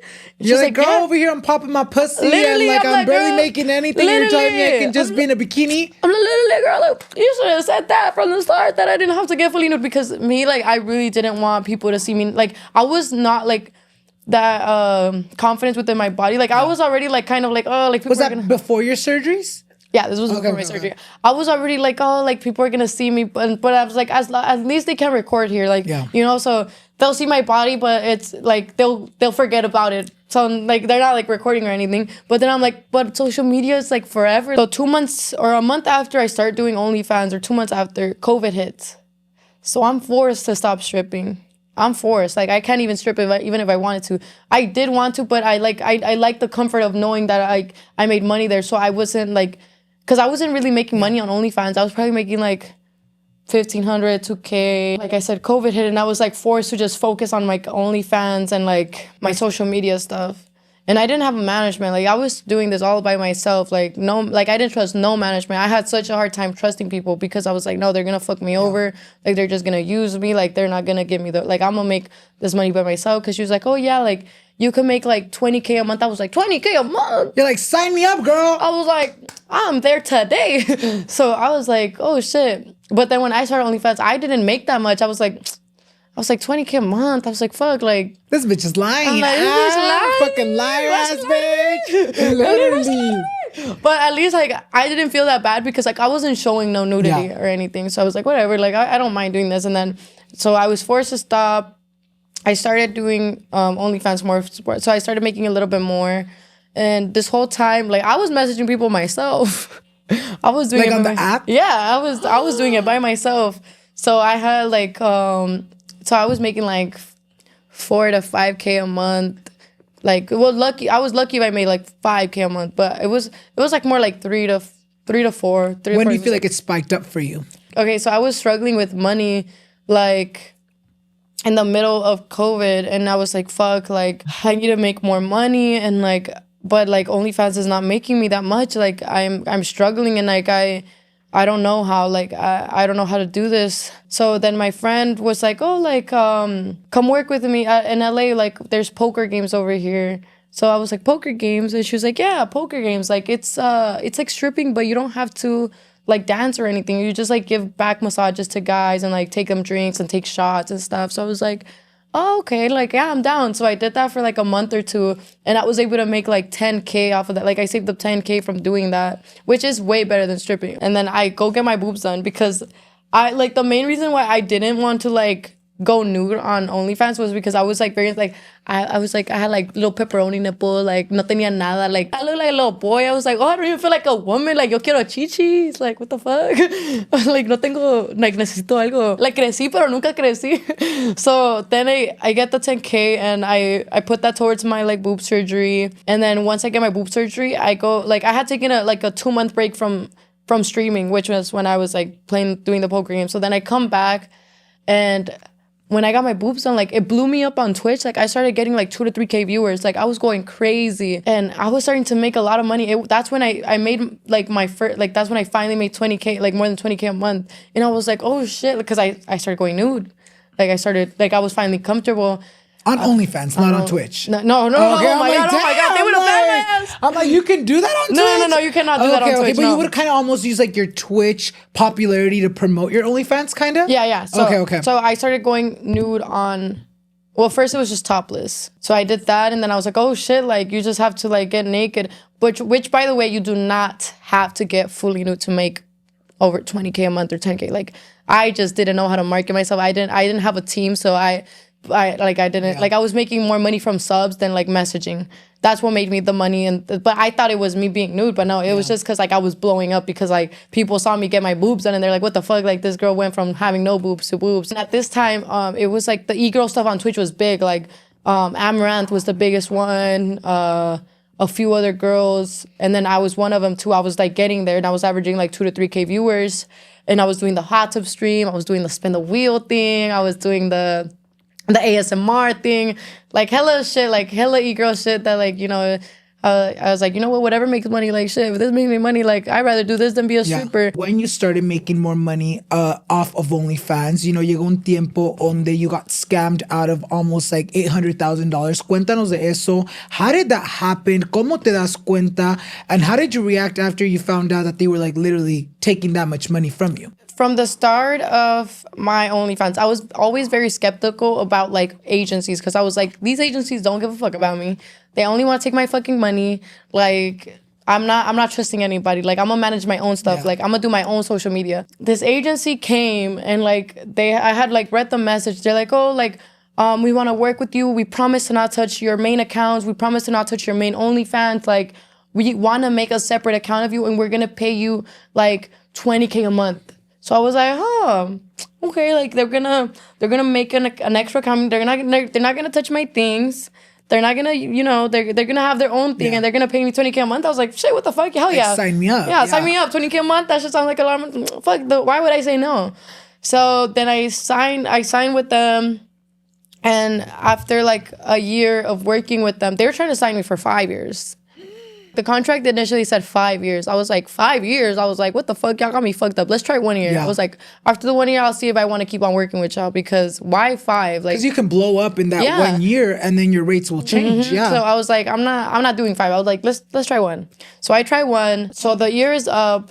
And like this whole time, I didn't see how much they were making on that account. You had no access to it too. Okay. But they had told me like that I was like, they basically like they gave me a deal. They're like, oh, you're gonna get paid 270. Okay, so yeah, I was like 270. Hell yeah, fuck yeah, give me that fucking. Let me sign that shit right now. So I signed for that, because like that's a lot of money. Like if somebody comes up to you, and that's they're like more than a doctor. Yeah, makes. so or as a doctor. So if somebody comes up to you and they're like, yo, I'm gonna give you 270 for this whole year. You just have to sign this and like send content. You're gonna say, well, I didn't know better, so I was like, hell yeah, what the fuck? I'm gonna say yes right the fuck now. So I say yes, and turns out like once the year was up, I finally get to see the account so I see the account. They made $1 million. And you only took home 200K. Yeah.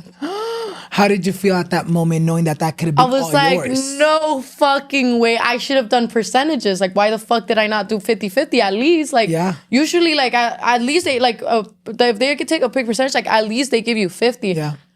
But fucking 20, like, that's 20%, right? Like, that's 20, like, 20%. Yeah. They literally, like, robbed you from, like, $800,000. Yeah. That's crazy. That's a whole house, girl. So it should have been reversed. Like, they should have got 200K. Yeah. Because you were doing what? They were still like requesting all these pictures, I'm assuming. You know? You had to turn in content. Like, every like the weekend I would send like 20 new videos, like 120 pictures, like hella like content. And then I was also like blowing myself up on TikTok, like everything. Like actually, when I was blowing up on Twitch with the 2 to 3K, I got banned 2 months after. So I was banned for a year on Twitch. Yeah. I was banned for a whole year. Back to the people that were scamming me. So yeah, they did that, and I was like, damn, like, they really fucking finessed me. Like, I didn't think that they could fucking finesse me.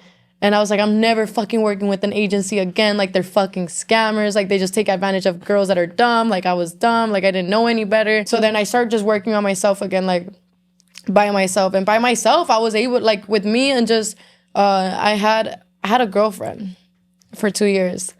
And she would, like, help me, like, message back the people, like, because I was, like, I would message, but she would also message, so it was, like, me and her both messaging. So, yeah, it was just basically both of us, like, working on the account by ourselves, and we by ourselves were able to make 6 figures. Damn. Yeah. No percentages, no one was taking nothing. No, just me and her. 6 figures. That's crazy. Obviamente, you know, te cambia la vida. You start running into money. How did your life change after that? You know, do you feel like you started living the life you always dreamed? So, yeah, but... eventually when you go all the way up, you eventually go all the way down too. So I was like, oh, I'm making so much money, Like, I thought like I was always gonna make now I'm back to making a lot of money too. But there was, okay, well, let me just say this. But I went from making so much money And then I told my brother, I was like, oh, like, come work for me. Like, I'm making stupid money right now. Like, I'm gonna take care of all of you guys. Like, my brother, I wanted him to work for me because, like, I wanted him to spend more time with his girls. Like, he was always working. Like, so was my sister-in-law. Like, they were always just working. Like, never really had time for their kids. Or, like, if they did, like, it was just, like, my sister-in-law that would spend more time. And then my brother wouldn't really, like, see the kids. So I was like, okay, like, I want them to just work for me. Like, if I'm doing good, like, I want all my family to do good. Like, I can employ them. If I'm up, like, we're all up type shit. Like, you know what I'm saying? Like, shit. So I, like, hire all my family. I take care of my mom, my little sister, my brother, and his family. And then I had broken up with my ex-girlfriend, but I still had her working under me because I didn't trust agencies. Like, if you're making money off of me, like, even if you do me, like, even if me and her, like, did not see eye to eye, or, like, we kind of, it was really bad, like, I still wanted her to be good. Like, you know, and you're like, you're also helping me, so fuck it, let's help each other. Like, let's just make it just work. Yeah. So I wanted to, like, continue to, like, help her. So I get into a new relationship month, like, probably, like, a few months later. Well, like, it was, like, a month after I broke up with her, but I was mentally, like, checked out. Yeah. And, like, we had already, like, there was a lot of bad stuff there, but I won't talk about that ever, because I have, like, respect for that. But it was just really toxic. Well, I mean, she doesn't do social media, so I don't think it's bad, because I'm never gonna say who it was. But it was just, like, a really toxic relationship. I get into a new relationship. A lot of people thought I was in this relationship because they're like, oh, she's with him for the money. She's with him because she's gonna get him clout. Actually, like, I had already, like, a good following too. Like, I had my following, he had his following. But actually, when I met him, like, my money started tanking. Like, why? I don't know. Like, I started, like, paying more attention to him. I started getting distracted with him. Like, and then I also was paying attention more to my gaming stuff, because I was so, like, I wanted to become a professional gamer so bad that all I would want to do is just play my, like, video games so I could get good. Like, I was like, oh, I'm gonna be a professional gamer. Like, I would say it all the time. I was like, I'm gonna become a professional gamer. Like, I'm gonna put all my time into that.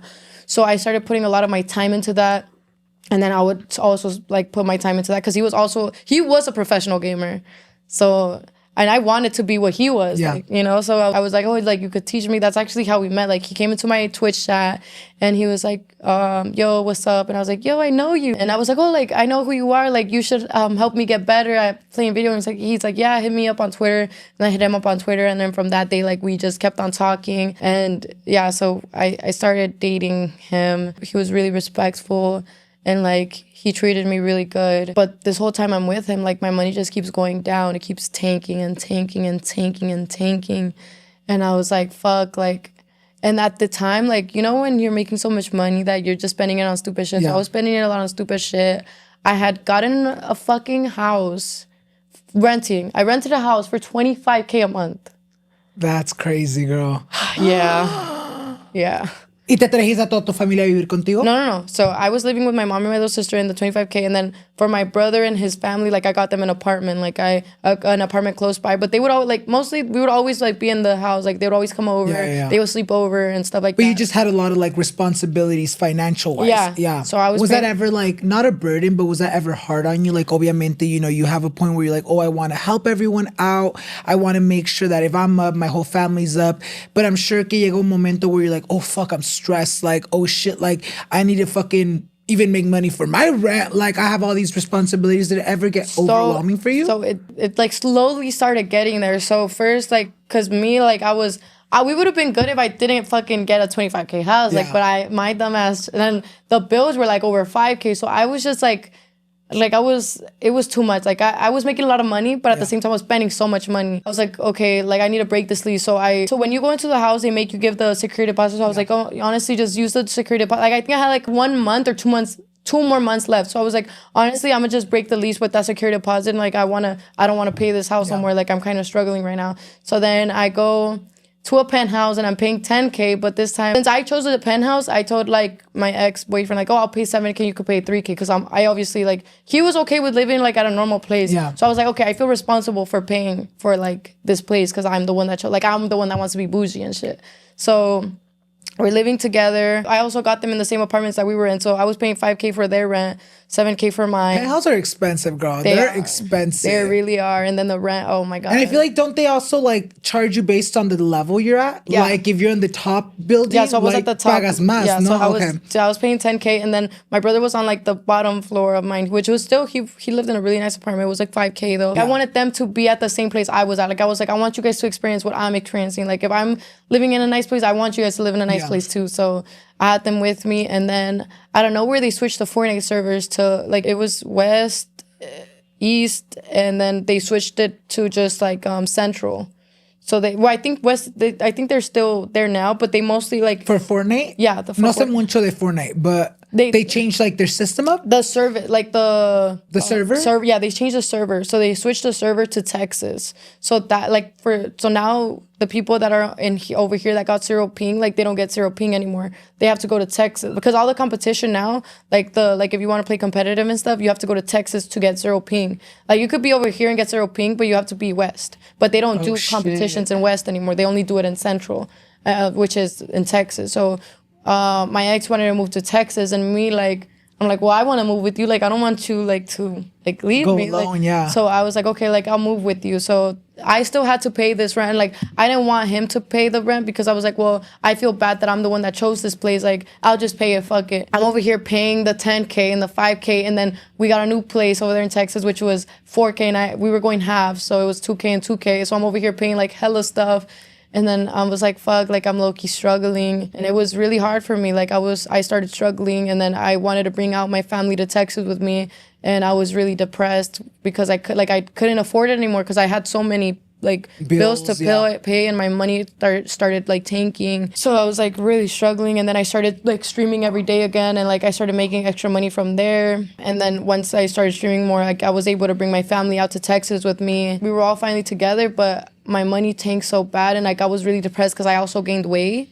So I was like a little bit like llenita. Like I went from 125 to almost 170. It was like 168. So it was like a huge change for you? So did people comment on that online? Oh yeah, they would be like, I would be like, oh, because my titles were very like sexual. So I would put like a title like, oh, Latina with the fat ass, and they'd come in and be like, bitch, your ass is not fat, you're just fat. I'm like, oh, you're like, fuck. What a way to humble you all. Literally, I was like, ew. You're like, change your description. Be more accurate. Literally, I was like, fuck. Like, I was like, fuck, you didn't have to say it like that. Me duele mi corazón. Yeah, what the hell? They would like always comment like, oh, you're fat, you need to lose weight, you need to go to the gym, da-da-da-da.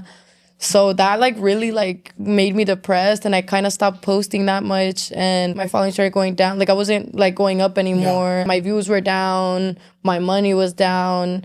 And like we were struggling. Like I couldn't pay the rent sometimes. Like I was like, fuck, like I'm struggling to pay the rent. I don't like asking people for help. So I was just like, I'm not gonna tell anybody. I didn't want to tell my ex. Like I felt embarrassed. Yeah. I was like, I don't want to tell him that I'm struggling. Like I don't want him to know. Once I realized that we were struggling, because my brother was like, hey, like if you're really struggling, like we'll go back to Cali and like I'll work at the apartments again. Like, cause he was a general manager at apartments. Okay. So he was like, hey, like I know this is a lot for you. And like he would see that I would cry a lot. Like I would go in my room and I would start crying, and I was really depressed. I would be like, fuck, like I really hate my life right now. And then I was like, I feel so ugly right now. I'm so ugly, and I would cry, and I was like, my views are down too. Like I don't like, I'm so fucking ugly. I'm so fat. Like, and I just like, all these thoughts started coming to me, and I really had my confidence was like all time low. And so my brother was like, oh, like we'll go back, you don't have to worry about us. And I was like, no, like please don't go, like don't leave. Like I'll work hard. Like I'm gonna lose weight. Like I'm gonna get it together. Like I'm gonna get out of this depression, and I'm gonna start like hustling again, and I'm gonna go back to making like 6 figures again. Like I'm gonna start doing it. And like I sounded delusional. I was like, no, like I'm gonna do it. Like I'm gonna make 6 figures by the end of the month. Like by the end of the year. And I had, like, it was, like, maybe 3 months till the year ended. So I was like, no, like, please, like, just give me till the end of the year. If I don't do it by the end of the year, we're still struggling, then you could go back. But just give me 3 more months. Did it work out? It did. It did. Manifestation, girl. Manifestation. Yeah, manifestation. So I started working out a lot. I started taking these shots. It was called Monjourno. Mm-hmm. And, like, that helped me lose weight a lot, too. And once I lost weight, like, my body, like, that's when it looks its best. And then this was before my surgery. So then now I'm feeling more confident. I'm like, okay, like, my views start going crazy again. I started hitting, like, 30 million views. 20 mil, 1 mil, 5 mil. Like, it starts going again. And I was like, okay, like, this all this. I'm back. I'm like, I'm back and I'm better. You're like, ya no vamos a sufrir. Which, by the way, shout out to my girl, Aisha. I love you. I owe you everything. Her and Sophie Rain. So yeah, I meet Aisha, I meet Sophie, and they take me under their wing. They help me out, and they're the reason why I'm this big today. Like, shout out to both of those girls for real. Like, they changed my life forever. And not just them, but all the Bop House girls too. Like, shout out to all my girls from the Bop House. Shout out to Sophie. Shout out to Aisha. I wouldn't be here today if it wasn't for them. I'm sure you're no stranger to the hate or just, the criticism. ¿Cómo le haces tú para que no te afecten los comentarios negativos? So at the beginning, like, they did bother me a lot. Like, I would start crying and I'd be like, damn, like, I'm ugly. Like, I want to get surgery. I want this. But over time, you just realize, like, most of these people hating are kids. Yeah. Like, they're little ass kids telling you that you're fucking ugly, that you're fat, that you're this and that. Like, they're people that are projecting about how they feel about themselves. Yeah. So they, like I said from the beginning, hurt people. So these people that are hating are just hurt people that are just projecting how they feel, like they're unhappy, because you're never going to see successful people hating. Yeah. You're never going to see that. Never. They don't have time for that. They don't have time for that, literally.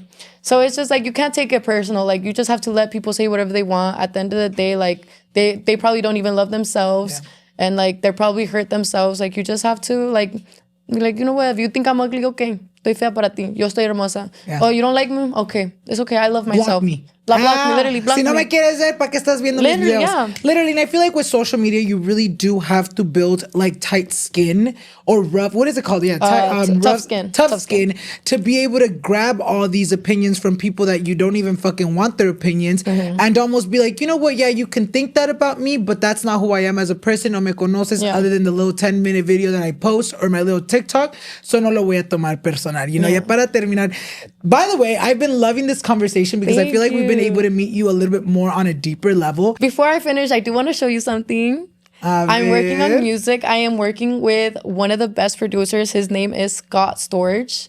And this is one of the songs that we've been working on together. And I wanted to see your reaction to it. You guys, we're going to beep it out for you guys. Pero cuando salga, y los quiero ver en los comentarios and streaming the song. Yes. Mira, promoting it. Ni sé si me encanta la canción. You're like, yo, this shit is low-key. You're going to be like, yo, I actually dislike the video. Just kidding. You're like, yo, this shit's low-key ass. What the fuck? A ver. Hey, you sound really good. Thank you. But is that hard producing a song? Like, what made you get into the music? So I've been wanting to do music since I was like, probably like I wanted to start 4 or 5 years ago, but I didn't have the courage to do it. I was like, oh, people are just gonna make fun of me for it. Like, they're just gonna clown me. Yeah. They're gonna be like, oh, this fucking OnlyFans bitch, or oh, this TikTok bitch wants to do music. Like, you know, and I thought they were gonna like just like clown on me for it. So I was like, oh, I'm not gonna do it. And then like another year, I start writing my songs, and I show my brother. I'm like, oh, look, like I start doing it on my phone, and my brother's like, oh, let's go to the studio, like. And then I was like, oh, like I don't know. He's like, no, come on, like I'm gonna take you to the studio. So he finds a place to like. To record and I write it myself, so it's kind of ass. I'm like, fuck, like the song's low-key ass, but my brother's like, oh, it's so good. Like, they're all supporting you. Yeah, like they're all hyping me up. They're like, oh, this shit is so good. Like being my biggest fans. Like they always like, no matter what, like it could be like, oh my god, that shit was so ass, and they're like, oh my god, Perlita, this is like, so wow, good. you're great. Grammy award coming soon. Literally. Now I look at it, I'm like, bruh, why didn't you guys tell me shit? Yeah. They're like, it was good. I was like, but for a beginner. Yeah. Like, so then we do that, and then like I kind of don't have time for it anymore, and like I realize how ass it is. I'm like, oh, like I'm kind of discouraged again. I'm like, this sounds ass. I was like, maybe it's not for me. Yeah. I'm like, you know what? I really do want to do music though. Like I want to do it. Like it's something that like it keeps calling to me. Like it's something I need to do. Like no, like I can't stop. Like I have dreams about it. Like I want to do it. So I like look for a songwriter, because I'm like, I definitely can't write my own songs. Like that shit is ass. Yeah. So I look for a songwriter. I buy songs off of him. And then we go record the first song, and I'm like, okay, like this is kind of good. Okay. Yeah. And then we go to another song, and I'm like, okay, this is even better than the last one. The last one's kind of ass. I can't wait que saques esa música, amigas. Y yo las quiero ver ahí en los comentarios, y cuando la saque, I supporting her. Ya para terminar la entrevista y la plática del día de hoy, ¿en dónde te miras tú en los próximos 5 años? I see myself in the next 5 years being a really big singer and just doing like a lot of big things, being super successful, and yeah, just doing my thing. and she's gonna manifest this, you guys, and I can't wait till you accomplish all those dreams. I really had a great time platicando contigo, you guys. Literally right now we took a little break, and you know, your cuñada, who's everyone here? Your cuñada, sister? My sister-in-law, my brother. Our audience today, they're like, the chisme was good, you guys. We've been talking for so long, but I loved every single moment of it. Thank you so much for coming on the podcast and sharing a little bit more about you. Thank you so much for having me. I appreciate it. Si no lo han seguido, amigas, make sure you guys go ahead and follow her. I will leave all her links down below as well as on the screen para que vayan y la sigan. And also don't forget to follow me so you guys won't miss any future episodes. And with that being said, thank you once again for being here. Thank you guys so much for watching, and we'll see you guys in the next one. Bye, guys. Yay!